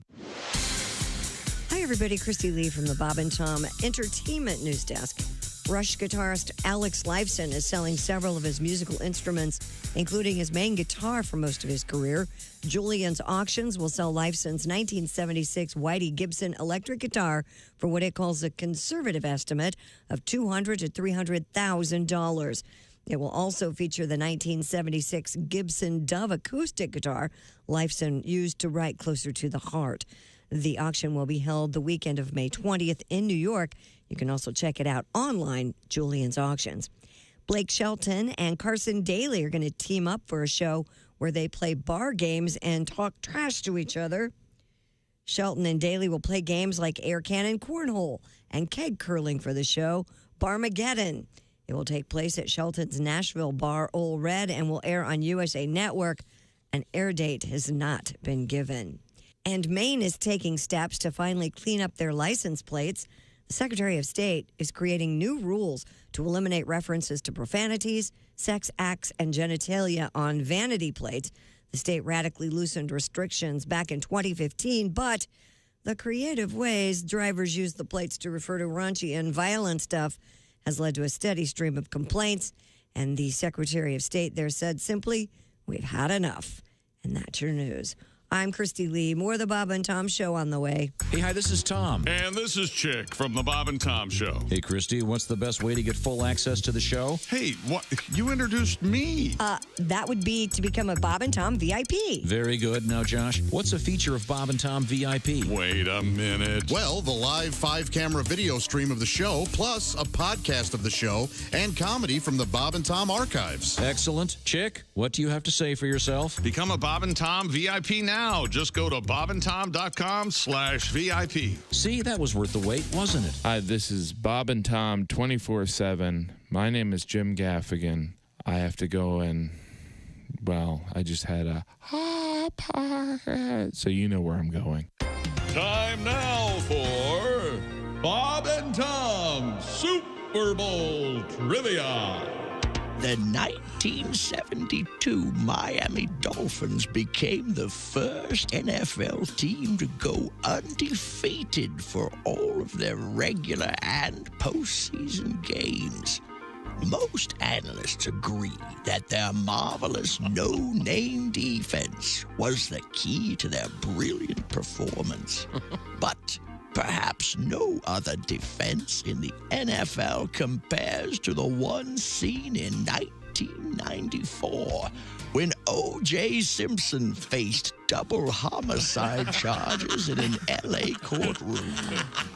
We salute you, Orenthal James Simpson, NFL Hall of Famer, accused murderer, and free American citizen. This has been Bob and Tom Super Bowl Trivia. Hey, guy, it's Kid Tarmac. This is Bob and Tom 24/7. Kid Tarmac. Let's talk to our guest, Tom Foss. Now, do you have any animals? I got 2 horses, about 15 chickens, dogs, cats. So you are in the country, yeah? Yeah, Mm-hmm. gravel road, one-way gravel road. Really? Do you eat the chickens? No, the eggs. Ah. My wife said she'd never kill one of the chickens. Really? But she doesn't have any problem scrambling up the kids. That's sweet. Nick Griffin's our guest. I'm glad that I'm glad everything's okay now. Yeah. Now, are you dating at all? Do you see anyone? Are you? No, I don't. I mean, I tried. You know, they're doing that internet dating, which. Have you tried that? I have tried it, yeah, but I just don't. I don't see a future in it because there's no story if you do get married with your kids. You know, I was checking the box score and then I double clicked on your mom's head. Hey, this is comedian Ron White, and you're listening. Welcome back to the Bob and Tom Show. Christy Lee at the news desk. Hey. There's Pat Godwin in the performance room. Hey, Chick. We gotten a song out of him today? Yeah, oh yeah, terrific song. Maybe it's something we should repeat. It was a great one. Yeah. Christy, help me. Christy, help me. Josh, would you like to hear that? I'd like to hear Well, you know I'm a fan, I think Kostaki would find it fascinating. He's There's a man of Kostaki science. Economopoulos. He's here. I love Pat Godwin. I love you. I love Pat, but that song. There's Ace Cosby. Hey, there's Willie Griswold. Hey. I'm Chick McGee at the sports desk, and here's Tom. Well, Mr. Godwin's got to practice because he's got a huge gig this weekend. You'll find Pat Godwin on stage Saturday evening at the famed Astra Theater. You've played there, Kostaki. Love that place. It's in Jasper, Indiana. I've been told it's pronounced Jasper. Jasper. Right. And it's with Yef Oskay from our staff and from news we failed to mention. I need a aspirin. I need to publicly, officially apologize to Tom. Oh. He asked me if I knew what some music was when we were playing commercials, and I guessed correctly. Yeah. And, of course, he got mad at me. Yeah. So I'm sorry. When I know the answer, I need to play stupid. I don't know what I was thinking. I'm sorry. You save it for the air. I don't. See, it was a teaser, so we could surprise everybody. Well, and if the word Garcia comes out of your mouth. See, I knew it would make. Didn't I say it'll make them mad? I'm coming over the counter. Okay, now, Pat, we're going to do your song in just a second, but first we have to do this news story. I'll give you a hint. Here we go. Out of the night, when the full moon is bright, comes a horseman known as Zorro. The horseman known as Zorro. All right. Did you ever see Zorro, Kostaki? Wow, you sold the hell out of that. And you were really into that And show. didn't they bring this The guy back? from HelloFresh just called. Can't we get that kind of sincerity out of him during? Yes, they did. Antonio Banderas, 2 movies, and I think they're a lot of fun. I like them. And Zorro was Sorry famous about for everybody. he was famous for cutting with his sword, The Z. cutting the Z in your clothes. Yeah, I good can't stuff. understand what Antonio's saying about half the time. Yeah. Well, you're a xenophobic. I don't think that's it. It's just, Let's talk about that. It's just that he has a different accent than mine. That's all. Okay, now could we? Florida authorities are saying Wait, excuse me. There's a reason that I'm playing the theme from Zorro because Zorro is in the news. Florida authorities are saying a canine named Zorro helped capture a suspect following a high-speed chase. According to officials, the 20-year-old man was driving a stolen Mercedes SUV as fast as 178 miles per hour. Wow, that's 20 miles per hour less than Tiger Woods. Yeah, during the chase. Through 6 counties along Florida's Turnpike and I-95, the Martin County Sheriff's Office reports ground pursuit was terminated due to dangerous speeds, but aircraft continued to track the stolen SUV. This is like a scene from a movie. After deputies deployed stop sticks to flatten the vehicle's tires, the driver ran from the vehicle and into a wooded area. This is where Zorro comes in.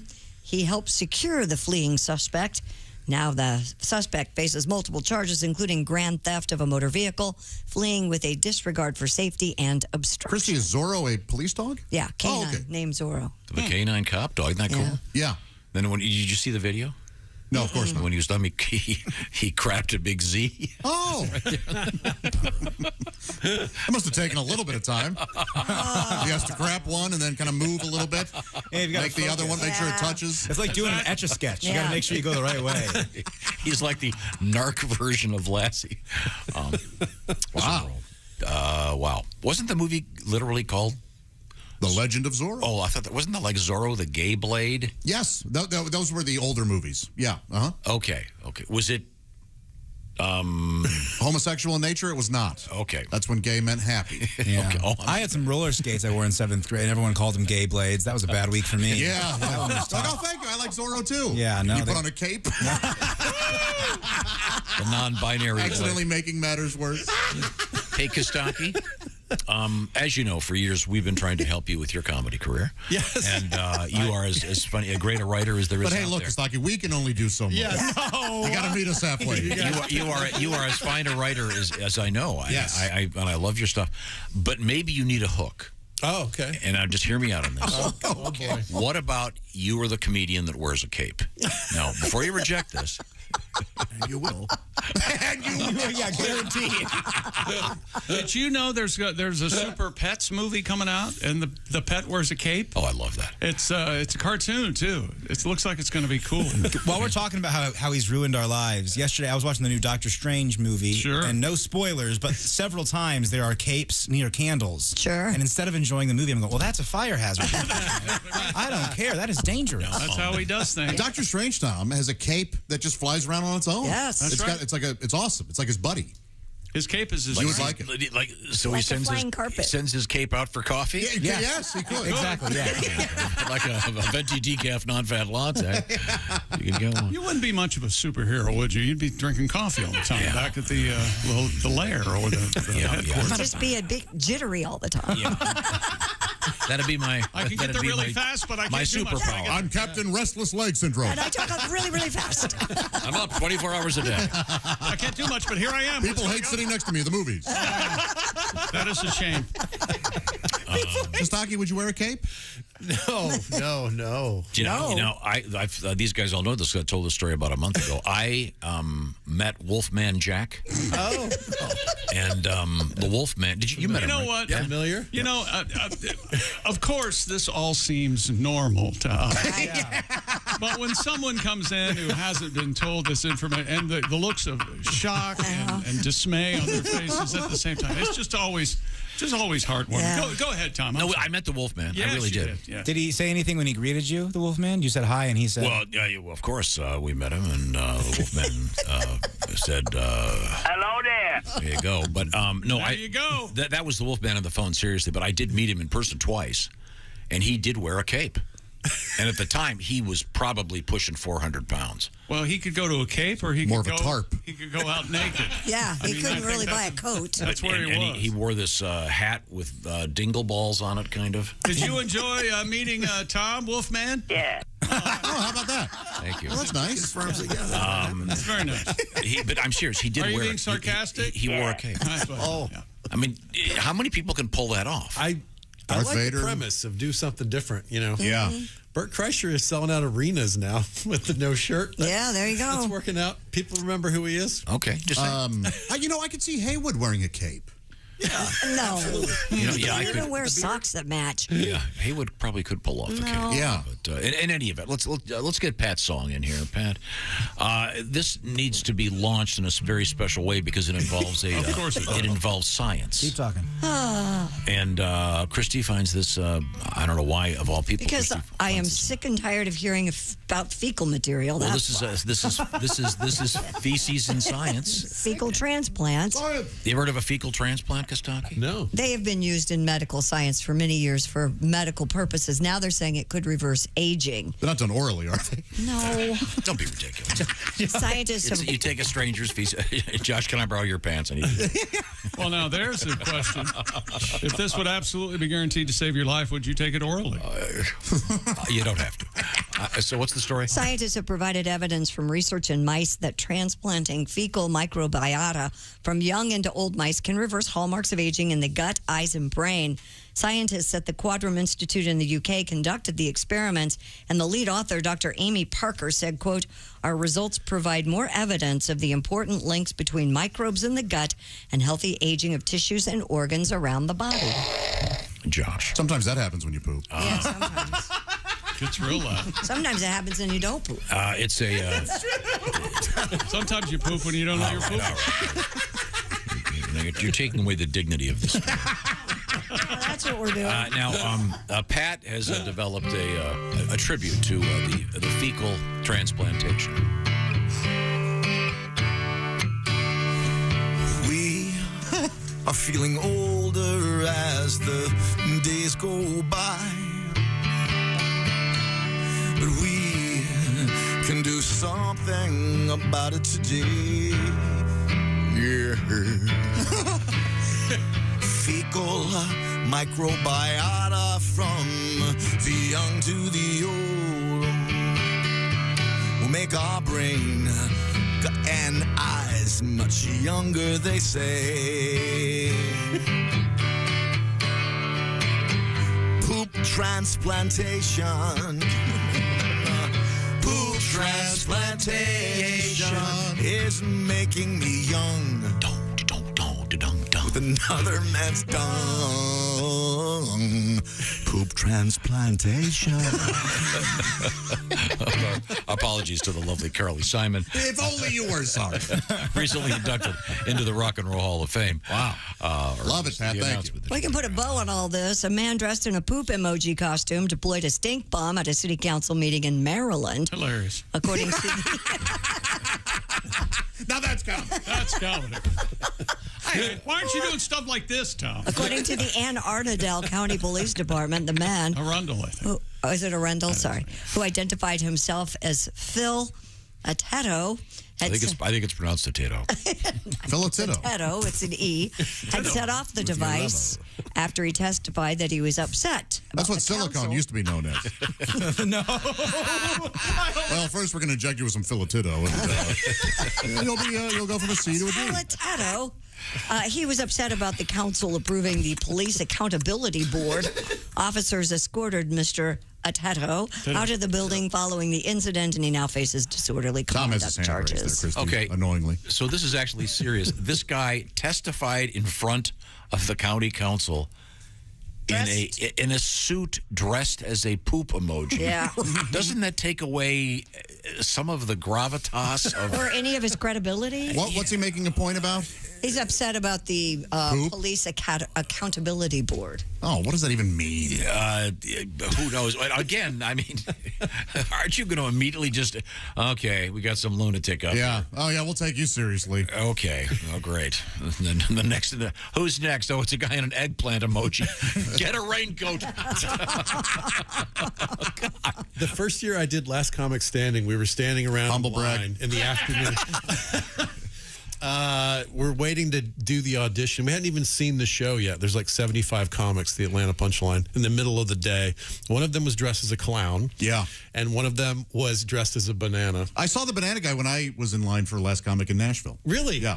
And the banana went over to the clown and he goes, "Do you know how effing stupid you look?" No sense of irony at all? That's the best line of the whole thing. There you go. Wow, who knew? So apparently Banana Guy didn't give up in Atlanta, did he? Well, I'll tell you this, Banana Guy got in front of the judges. I did not. Oh. Yeah, that's right. We're talking about the poop emoji guy. Yeah. Yeah, but can you imagine that city council? I'd like to... No, the dump has the floor. Oh, I'm sorry. The floor has the dump. No, you can't bring your dog in here. That's right. Both are correct. That's right. Oh, God. Again, do you have any gravitas at all? Exactly the word I was taken gonna away by that. Yeah. Okay, well, good luck to him.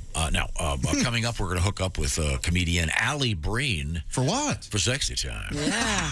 Ladies and gentlemen. But in the meantime, what leads up to Sexy Time? A good meal a lot of times. Yeah, right? how about this? This would be great for date night. I'm talking about HelloFresh. They have 50 choices every week of great food, and you put it together, but they've done the shopping, they've done the measuring.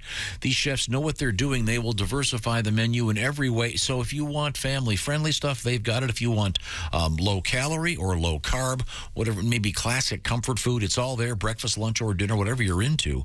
Get the details at HelloFresh.com/BTShow16. You can make cool stuff. Willie, what's the latest? My favorite thing with HelloFresh, the tacos. Check these out. This chicken stir-fry tacos with tangy slaw, green pepper, sriracha mayo, and crispy onions. HelloFresh sends you 10 ingredients. You put them together in 4 easy steps, and in 20 minutes, only using 1 pan, you have these delicious tacos from our friends at HelloFresh. It's great stuff, and they've got their best offer ever just because they want you to give it a shot. HelloFresh.com/BTShow16. Why BTShow16? We'll use that code for 16 free meals and 3 free gifts as part of a very special program.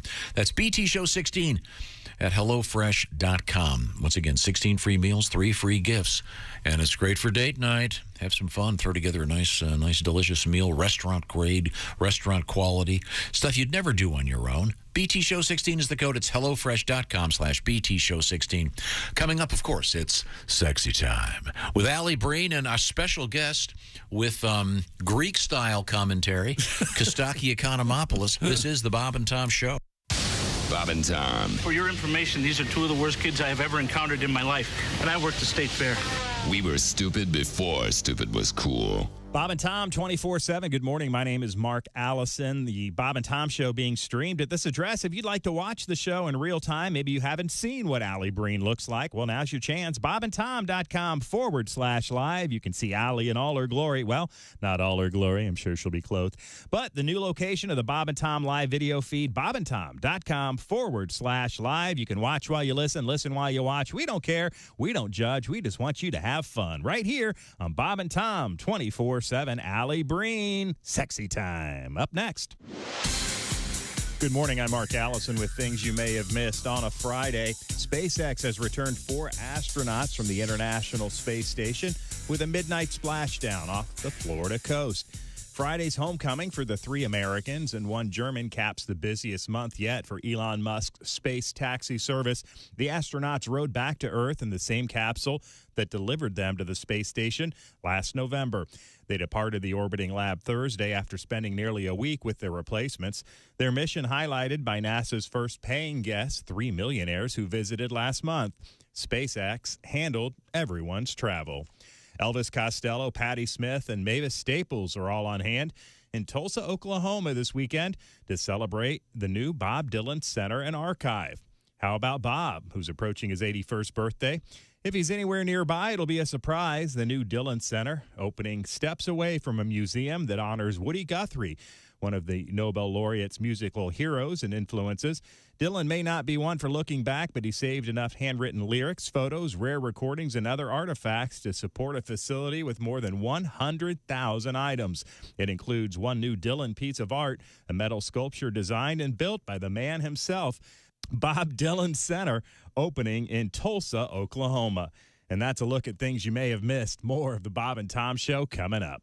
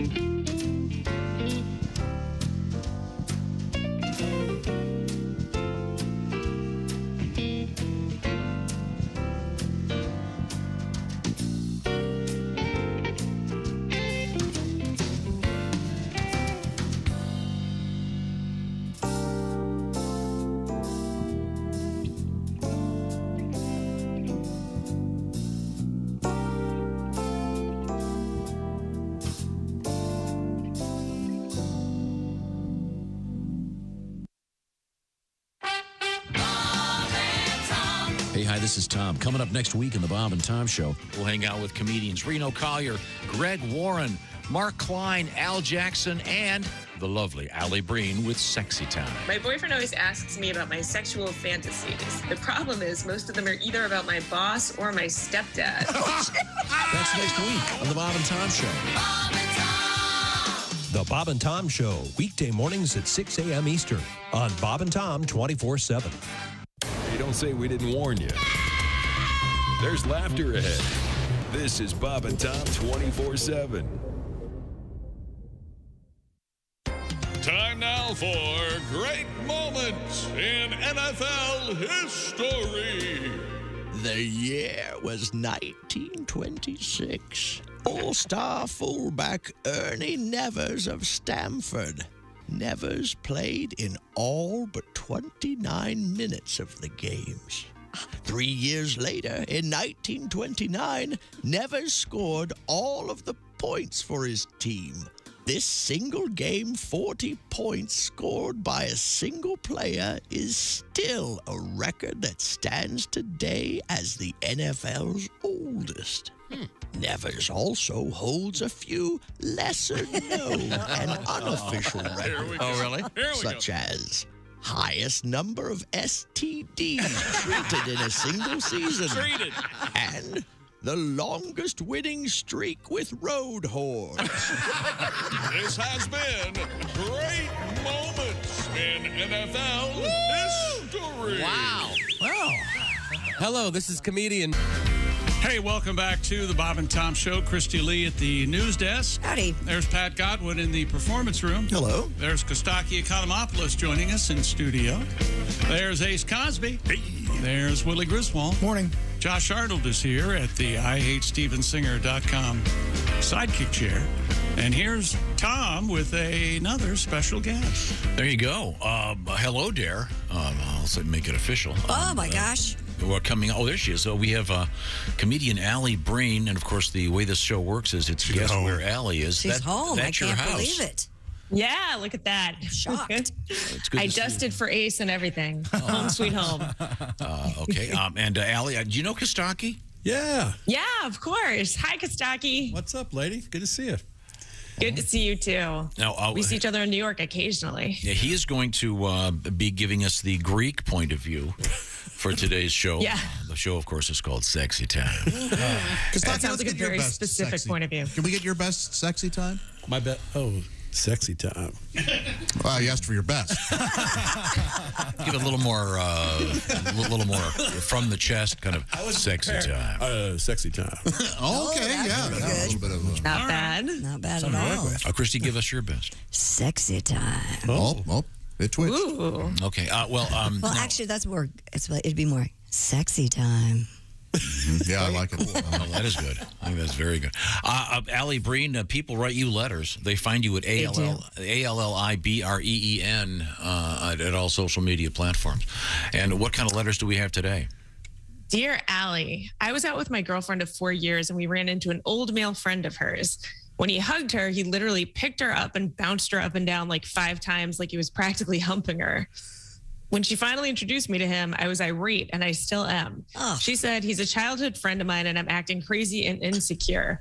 But is that behavior really actually appropriate in front of me? You're acting crazy and insecure. So ridiculous. Yeah. And break up with her. Do her the favor. Yeah, dude, come on. My Yeah, it's sweet when someone gives you a big bear hug like Exactly. that. A childhood friend. God. Oh, God. Well, took care of that one. Yep. Bye-bye. I mean, it kind of depends. What do you mean, kind of depends? Any tongue? Nope. If somebody Just says, hugged her. "Am I being crazy?" They're being crazy. Oftentimes, yes. Yeah. Nope, every time. Oh, I see.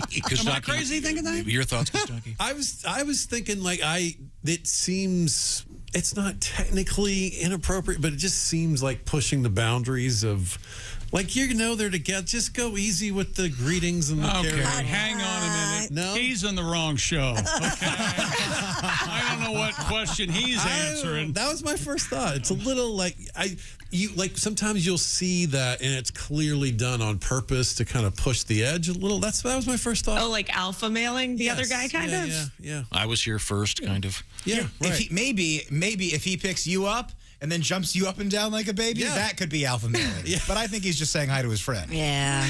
Okay, well, let's move on. What have we got? Well, once again, this is the show Sexy Time with Allie Breen. Dear Allie, my boyfriend cheated on me. He felt guilty about it, and now he told me about it and has been over the top with apologies.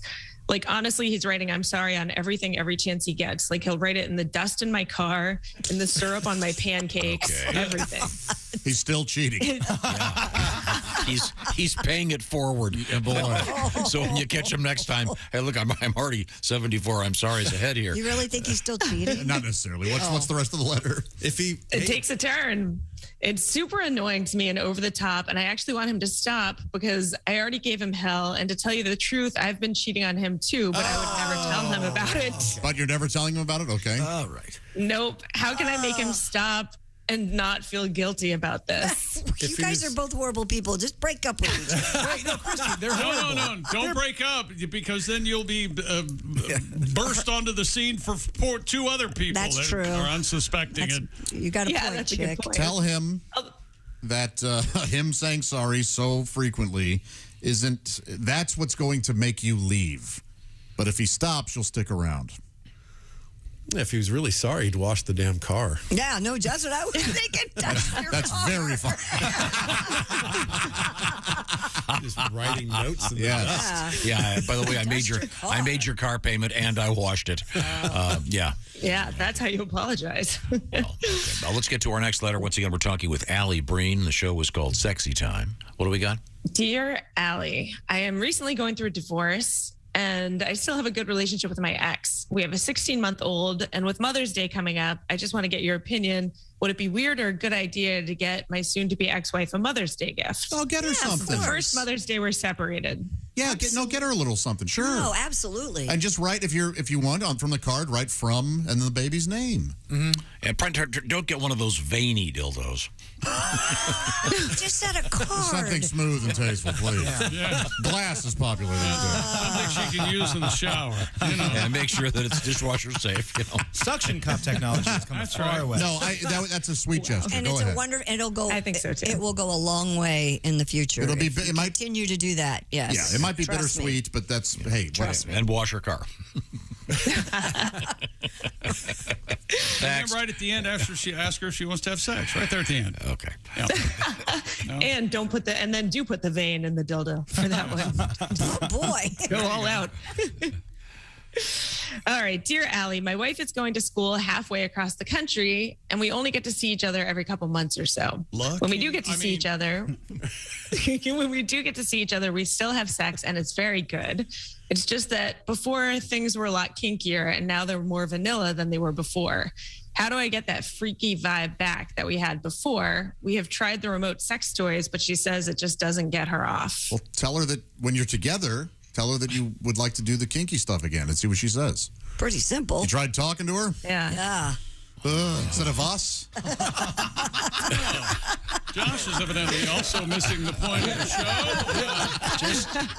show. Just walk into the bedroom with a tray with the usual zip ties, channel lock. Sure. Melting candle, Put your dog on the blindfold. tray in a bow. Oh, put your dog on the tray. I like that, chick. That's Dog?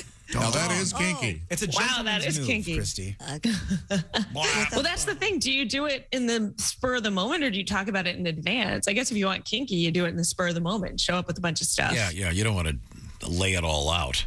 Oh, I don't know. Anticipation. If You like the teaser? Sure. Hey, coming up next. Tell me what's coming up next in the bedroom, Christy. I'm surprised you don't do that. After the break, we'll be back. You're not going to want to miss this. Stay tuned. You don't go home on Friday nights and go, hey, Kel, guess what? I reprogrammed the sound machine. Will you hear what? No, it's got to be spontaneous. Don't touch that dial. Okay, let's move on. What else you got, Allie? Dear Allie, my wife uses her vibrator so much that I don't think she's able to get off from the real thing anymore. Okay. Can I ask her to stop using this so our sex life gets good again? Can you add? Yeah, yes. Incorporate, is that what you're saying? Yes. Yeah. Incorporate it into your sex. I heard an expression that I think is really good. The vibrator, it is not your competition. That thing is your teammate. Right. So you want to make sure you're using that thing. You want to talk about it. You don't want to get scared of the technology. No, what you want to do, you want to affix it to your face with zip ties. All right, yeah. I don't know about you and the zip ties, but I think you're on something. Zip ties are so versatile. Yeah. You love zip And then you turn the lights off. Yeah. And you walk in and she goes, what's that faint humming noise? And then you go, it's me. You have it over your mouth? You didn't see that. I was thinking you unicorn it. You have it in your mouth. If it's in your mouth, you don't need the zip ties. What's it doing in your mouth? Josh, You don't want to damage your teeth. Well, I thought you were going to say, well, she's not going to lay still for this, is she? You can get one of those helmets with the 2 beers that you put in the top with the straws, but it's 2 vibrators. Oh, that's cool. There's a look. Oh, that's cool, he says. Innovative. Yeah, you could try to make himself vibrate somehow. Like drink a lot of coffee or do something to get yourself going. There you go, so that you Right can, now, I'm very heavily caffeinated. Yeah, we know. See if she's willing to incorporate it in your actual lovemaking. That's what I say. Kostaki and I. But then it seems like it's still going to be in every. So would you guys mind if a girl needed a vibrator every time? No way. However, whatever it takes for her. Anytime. Okay. It's a complicated thing. I like To make this. What if it's another guy? I might draw the line. Josh, I know you say whatever it takes. I'd like you to meet Ramon. Ramon You may know him from the movies as El Dongo. El Dongo. The human lasso. All right. I'm sorry, Allie. We're not taking this seriously. Allie Breen is our guest. You can reach her. And once again, she spells her name ALLIBREEN. And Ms. Breen is a stand-up comedian, and she is also the host of Sexy Time. Allie, have you ever disguised an issue that you would like us to talk about as one of these letters? Well, she's not going to tell us. I might have done that. Okay, yeah. It's funny. I hadn't done that, and then you asked me about it one time, and then I think I did it after that at some point because I do value your guys' advice. Well, did we was that sarcasm? Did we offer anything helpful at all? Well done. Could not say it with a straight You don't have to tell us at all what it was, but did we offer any No, help? yeah, it did. It helped. I burned the guy's house down and tarred and feathered him. It was good. Oh, so you listened to All the Alsman. All advice. right. Yeah, exactly. I thought that was me, but well, one of us probably. I know. I think you were all on the we same have time, page. I think, for one more letter. What do you got? Dear Allie, I just ended a 3-year relationship with a guy due to his cheating. Oh. He said I was too independent and I don't need him. So instead of talking about it, he said he acted out by cheating. I know it's a lame excuse, but why don't men like strong, independent women? And how on earth do I meet a secure guy if I don't want to use the dating apps? Men love strong, independent women. Boys do not. What you had there was a boy. Move on to a man. Nice. They're out there. They're out That was there. a very well said statement. Wow. And you meet them on, what is it? Is there an app for this? Yes, for strong, independent women who you go to ironveg. I thought the Iron Badge was the ladies' only race. No. She wants to meet a guy that. Boy. No, yeah, I don't know where you would meet them. I don't know where you They're would out meet Yeah, there, that's the problem. Yeah. It's hard. Those are like, oof, especially if you don't want to go online. I don't know. Can you meet a guy at a bar? Sure. I guess you could. Mutual friends is good. Yeah. That is good, isn't it? Produce section. Yeah. A lot of props. Well, looking at the always said cucumbers, that. is it Check where we're going? No. You don't have to do the old cucumber gag. Just Every time I buy cucumbers, I think, God, are people staring at me judging when I pick my cucumbers? wow. That's because Or where you check how like the mango, how hard it is. you have That's children, because man. of Tom. Because you often ask the produce guy, do you have any with more bumps? I think that's... No. Chick, do Allie and Kostaki know that you met a woman in the produce section? No, they don't. Oh. But as a matter of fact, I sort of forget it myself. Well, if I remember You correctly, could tell Was me. something about potatoes? Yeah. yes, you were looking at some potatoes, and there was a woman who was And also she was looking at looking at some potatoes. Yeah. Big bakers. Yeah. Yeah, oh yeah, the russets. And Yeah. you held a couple up, and And I said, these remind me of My testicles. my testicles. You said that to her. and the woman said, oh, they're that big? And I said, no, they're this dirty. We got there. That's how you tell the joke. Allie. That's teamwork right there. That's the road to Carnegie Hall. Makes the dream work. Right there. If you want to reach Allie Breen and get some advice from us, once again, ALLIBREEN on various social media platforms. Before you go, Allie, have a little demonstration for you. I know that you are a professional comedian, but we could all use a little coaching in the world of joke telling. Oh, good. To surprise you guys, I bought a horse for the Kentucky Derby. Oh, yeah, you did. Surprise us. I named him My Face. Why? I can't wait to see the crowd cheering him on. Go, go, come on, My Face, come on. Wow. Okay. Hey, Cosby. The joke is day. See, it's the chorus is day in my face. Hey, thanks, Allie. Thank you, guys. Bye, Allie. Have a great weekend. Are you working Thanks, this weekend? you too. Wait. Yes, I'll be at the comic strip in New York City. Okay, great. Have good shows on. And happy Mother's Day, Christy. Oh, thank you, Allie. You're welcome. Bye, guys. Coming up, we will have Ace's horse. Of course. Still on the air. And we'll have, where was I? That was disgusting. We will have. You don't like horses? It's a horse show. You don't like cheering on horses? We'll get to that in just a second here. Now, I want to remind you about that moment of intimacy. We've been kind of referencing that in the last few minutes here in the show. You want to be confident. Like I say, you want to have, you want to be Roman ready. And this doesn't involve wearing a toga. What I'm talking about is the fact that 52% of men over the age of 40 experience some form of what we politely call ED, erectile dysfunction. Well, now you can, there's a lot of assistance out there in the world of pharmaceuticals, and a bunch of them have gone generic, which means they're substantially less expensive than they were just a few years ago. So check it out at GetRoman.com/wood. You'll be hooked up on the house to a U.S. licensed healthcare professional. You don't have to go to your family doctor. You don't have to leave your house, your office, your car, whatever. And after this exam, if you are indeed a candidate for one of these pharmaceuticals, well, guess what? They'll knock $15 off your first month of treatment. That exam, by the way, free. The shipping is famously free. It's Get Roman's famous free 2-day shipping. Once again, you find them at GetRoman.com/wood. Hit the bedroom with confidence. And also, they'll knock $15 off your first month of ED treatment if you do it today. So make sure that you've got that confidence in the bedroom. We call it being Roman ready. That's GetRoman.com/wood. Tell them the Bob and Tom Show sent you. When we come back, we're going to learn a little something about the world of history. This is the Bob and Tom Show. Become a Bob and Tom VIP and get your Bob and Tom fix 24/7. Get all the info in the VIP area at bobandtom.com. This is the Bob and Tom Show.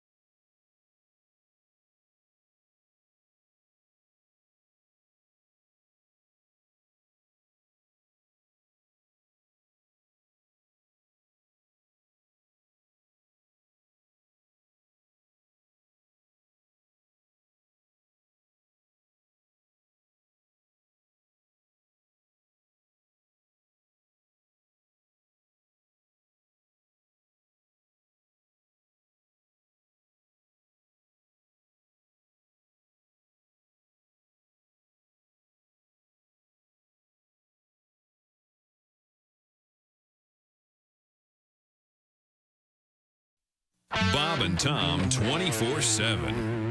Don't forget, you can always find out more information about this wonderful morning show at bobandtom.com. That's right, all the latest highlights, news, information. Click on the videos. There's Pat Godwin singing a song.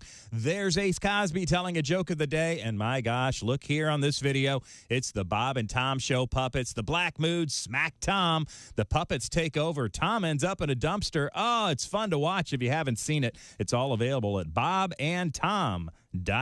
I'm Mark Allison again. Things we learned on the show today and a look at history with Tom up next. Stay tuned. You're listening to Bob and Tom 24/7. Hi, everybody. Christy Lee from the Bob and Tom News Desk. A man opened an emergency exit of a United Airlines jet, walked onto a wing as the plane taxied at Chicago O'Hare International Airport, and jumped onto the tarmac yesterday. Police say the passenger on Flight 2478 was arrested but did not release his name. They say it went down early yesterday morning as the jet neared the gate. The man jumped to the tarmac, tried to guide the aircraft to the gate. United says members of its ground crew stopped the passenger. The plane taxied to the gate. The other passengers were let off the old-fashioned way. Are you worried the idea of having food and other essentials delivered to your door will fade away now that the worst of the pandemic seems to be behind us? Don't worry. If you go by numbers posted by DoorDash, they report sales soared in the first quarter of this year, revenue jumping 35% to nearly $1.5 billion, orders rising by 23%. And a popular title that helped pave the way for female video game characters is taking its rightful place in the World Video Game Hall of Fame. The organization behind the hall has added, you guessed it, Ms. Pac-Man to the ranks of titles recognized for both their popularity and their influence on the video game industry. Ms. Pac-Man was released in 1981 as Midway's follow-up to Pac-Man and has gone on to be one of the best-selling arcade games of all time, and the only one Tom Griswold will admit to playing. And that's your news. I'm Christy Lee. More of the Bob and Tom Show on the way. Hey, hi, it's Tom. Coming up Monday morning in the Bob and Tom Show. We'll hang out with comedians Reno Collier and Greg Warren. You never could get it right with this guy. I mean, like, when I go on stage early, I'd be like, Greg, you need more jokes. Yeah, you don't have any jokes. Then, a month later, it's all you're doing is jokes, Greg. You have some personality. That's Monday morning on the Bob and Tom Show. The Bob and Tom Show, weekday mornings at 6 a.m. Eastern on Bob and Tom 24/7. Morning laughter just might be the best medicine. I can hear you, oh no. You're talking out your ass again. Bob and Tom 24/7. You're not helping the show where you're going. We don't want to go. You think that you're a cut-up. We wish that you would shut up, because you're not helping the show. You're not helping the show where you're going. We don't want to go. Your moment of enjoyment will lead to unemployment, because you're not helping the show. Don't you see, Chick McGee? Your career needs a plan B. You're not helping the show. Where you're going, we don't want to go. Bob and Tom are seething. It's time that you are leaving, because you're not helping the show. No, you're not helping the show. Hey, don't say we didn't warn you. I'm warning you, don't do that. There's laughter ahead. I should be having a better time if this is a party. This is Bob and Tom 24/7. Joining us in the studio, comedian Ed Yeager. Hi, guys. Hi, Ed. How are you? Good. Good to see you again. I'm glad football season's almost here. I love football. I do too. I was in a hotel room, and I was watching a football game, and I opened the drawer, I pull out the Bible, I turned to John 3:16, and it actually says, "Sitteth thee in the end zone with a large sign." Are the stars out tonight? I don't care if it's cloudy or bright, 'cause I'm blind. Jeez. Hi, this is comedian Tim Cavanaugh, and you're listening. Hey, welcome back to the Bob and Tom Show. Christy Lee at the news desk. There's Pat Godwin in the performance room. Hello. There's Josh Arnold. Hey, Chick. He's at the sidekick chair. There's Kostaki Economopoulos. Morning. He's here. There's Ace Cosby. Hey. Willie Griswold's here. It's going to be 67 in Quincy on Saturday, Chick. Where you'll be. Yeah. Oh, that's nice. exciting. I'm Chick McGee, and here's Tom.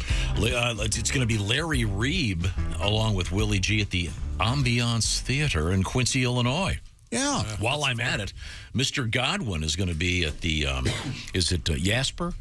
Jasper. It's a Jasper. Oh, Jasper, Indiana, with Yef Oskey from our show at the Astra Theater. Now, we also have Kostaki Economopoulos hanging out with us here. We're having right so now. much fun. Can we stay an extra hour today? Sure. I'm game. We have, gosh, we've got so much cool news. We just don't have time to get to it. I know. That's what I'm saying. Dang it. What? Yeah, that's a shame. What? Oh, sorry. I made a Wrap it up. Put the chairs on the tables. Let's go. I made a breakfast sandwich a couple breaks ago, and I forgot to go eat it. Are you serious? Chilling in the green room. Oh, I'm sorry about that. You forgot food? Oh my God! That's right, Slim. Talk about unreasonable confidence. That was amazing. Hostility. Kostaki, He is unaware. Kostaki, I had to marry you. You get up there on stage all by yourself. Don't you sometimes wish you had a whole pack of idiots? Yeah, actually. This would be It's great. fun. Are you ready? I'm drivable. Okay, I'm sorry. Do the intro. Come on. Time now for Today in History. The big one. You have the big one there? What's the big one? Oh, yeah, I do. The big Yikes. I'm just looking at it for the first time. Oh, yeah. You got the big one. 1937. Yep. Anybody want to guess what happened on this date in 1937? May 6th. Something super fun. Nope. Nope. Your hint is I once tried to create a cologne about this, and it didn't go over well. It went over like a fiery balloon. Oh, the Hindenburg? Yeah, I had a cologne I came out with Ode to Humanity. Boy, it's a good joke, but yeah. It's rough. That's a good joke. I think it kind of ruined blimps forever. I mean, Goodyear's made a pretty good effort to bring them back. Yeah. And I've actually been in the Goodyear blimp. Did you do that with us, Chrissy? That was really cool. Yeah, I'd really like to been in do a blimp. that. I was on couple a of blimp times. roll. I was in the Diet Pepsi blimp. We were in the Were you in Budweiser a blimp. MetLife? I was in the Snoopy blimp? Fuji blimp. Yeah. I wasn't in the Snoopy blimp. And, Kostaki, I happen to know some people that work for a certain company that makes one of those ED products. Oh, here we go. It's called Cialis. And I was talking to someone who was part of the marketing team. Sweet, baby. And Oh, I I gave know. them this idea, and I'll illustrate it here for you, Kostaki. My thought was you'd get the I thought I Cialis, told someone to throw that damn the thing away. Cialis balloon, the Cialis blimp, and as people are wandering into the stadium, the blimp is in its normal position. You see, is in its sort of normal horizontal position to the horizon. I like it. Then as the game goes on, you just move the ballast, and all of a sudden, by halftime, it's at a 45-degree angle. Then by the end of the game, it's like at a 65-degree angle. Quite dangerous. What a payoff. It'd be on ESPN. What a pay. And I explained this to one of my friends from the Eli Lilly company, and they soundly rejected it. So, soundly. That'll teach them to go generic. Also on this date, we have the final episode of I Love Lucy. Wow. Guess what year that aired? I Love Lucy? The final episode. Of 62. That's a tough date because she had so many other spin-off shows. I would have guessed in the 60s. The final episode aired in 57. Oh, wow. Okay. So that lived on forever in reruns. Yeah, the black and white. Yeah. Wow. In 2002, Elon Musk founded SpaceX. He's doing all right. I think Twitter cost him more than that. But, He founded SpaceX, and all the liberals said they were going to leave space. And they weren't going to. We're done. Because the people that used to own space were great. Yeah. But now. Yeah, people forget that Twitter was a cesspool in 2009. let's see. Oh, here we go. 2004 on this date, the series finale of the television program Friends aired on NBC, which won won an Emmy for the most diverse cast of characters. Diversity award. Yeah, Different time. One white, one sort of white, one not so white, okay. one white, one. Yeah, they were all white. Happy birthday, Sigmund Freud. You love your mother. He celebrated his birthday by sleeping with her. Funny enough. All right. My favorite getting drunk and talking about peas on camera is Orson Welles in the outtake from that commercial, which you can find on the internet. Happy birthday to the great Bob Seger. Yes. And let's see. Oh, happy birthday to your favorite, George Clooney. Chick's one of his favorite actors. Clunes. That's right. He could do no Boy, watch wrong. The American this weekend. Oh, Your doppelganger. I love that. That is a good flick. Okay. Yes, as Daniel Tosh said, if Clooney'd been stung by every bee that ever existed, I look exactly like George Clooney. Time now to review what we learned on today's show. Tosh may have been hitting on you. No, I think he was. Things you will learn today on the show. Tom does not care for the NFL draft or anyone who enjoys it.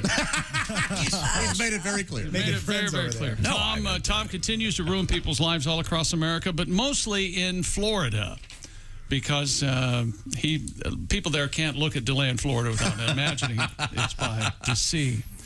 Josh has a special candle at home. It has a very special scent. Of course, that odor would be sweet, sweet pudding. That's exactly right. Do you have candles at your house, Kostaki?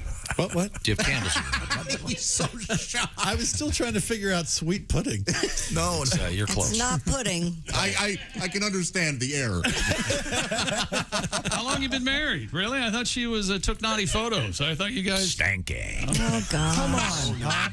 Kentucky Derby is tomorrow in Louisville, and Christy's going to win big money on it. She's assured us of that. We're all going to share in it. She and I may have a bet that isn't monetary. Tom is still playing Mitch Miller songs, for those of you who thought you missed it. Fecal transplants help you stay younger, by the way. Well, that's the theory. Maybe. Once again, it could be the next fountain of youth, or as you called it, Josh, the soft serve machine. Christy Lee scratched Josh's back this morning, and Josh completed. being itchy. Yeah. Kostaki was here today. He's still here. Oh, yeah, he sure is. There he is. With friends like these, huh, Kostaki? Yeah. We had Greek-style sexy time, actually, which is exciting for all of us. Gordon had a girlfriend who once took a squirt in a yurt. I don't know if you guys remember that. We weren't going to mention that again. Yeah, probably. And enjoy your Derby weekend. All right. Thank you very much. Hope you get a mutter on Mutter's Day. Yes. This is the Bob and Tom Show. For a complete copy of the Bob and Tom Show contest rules, go to bobandtom.com/contest-rules, or just scroll down to the bottom of the page and see contest rules. This is the Bob and Tom Show.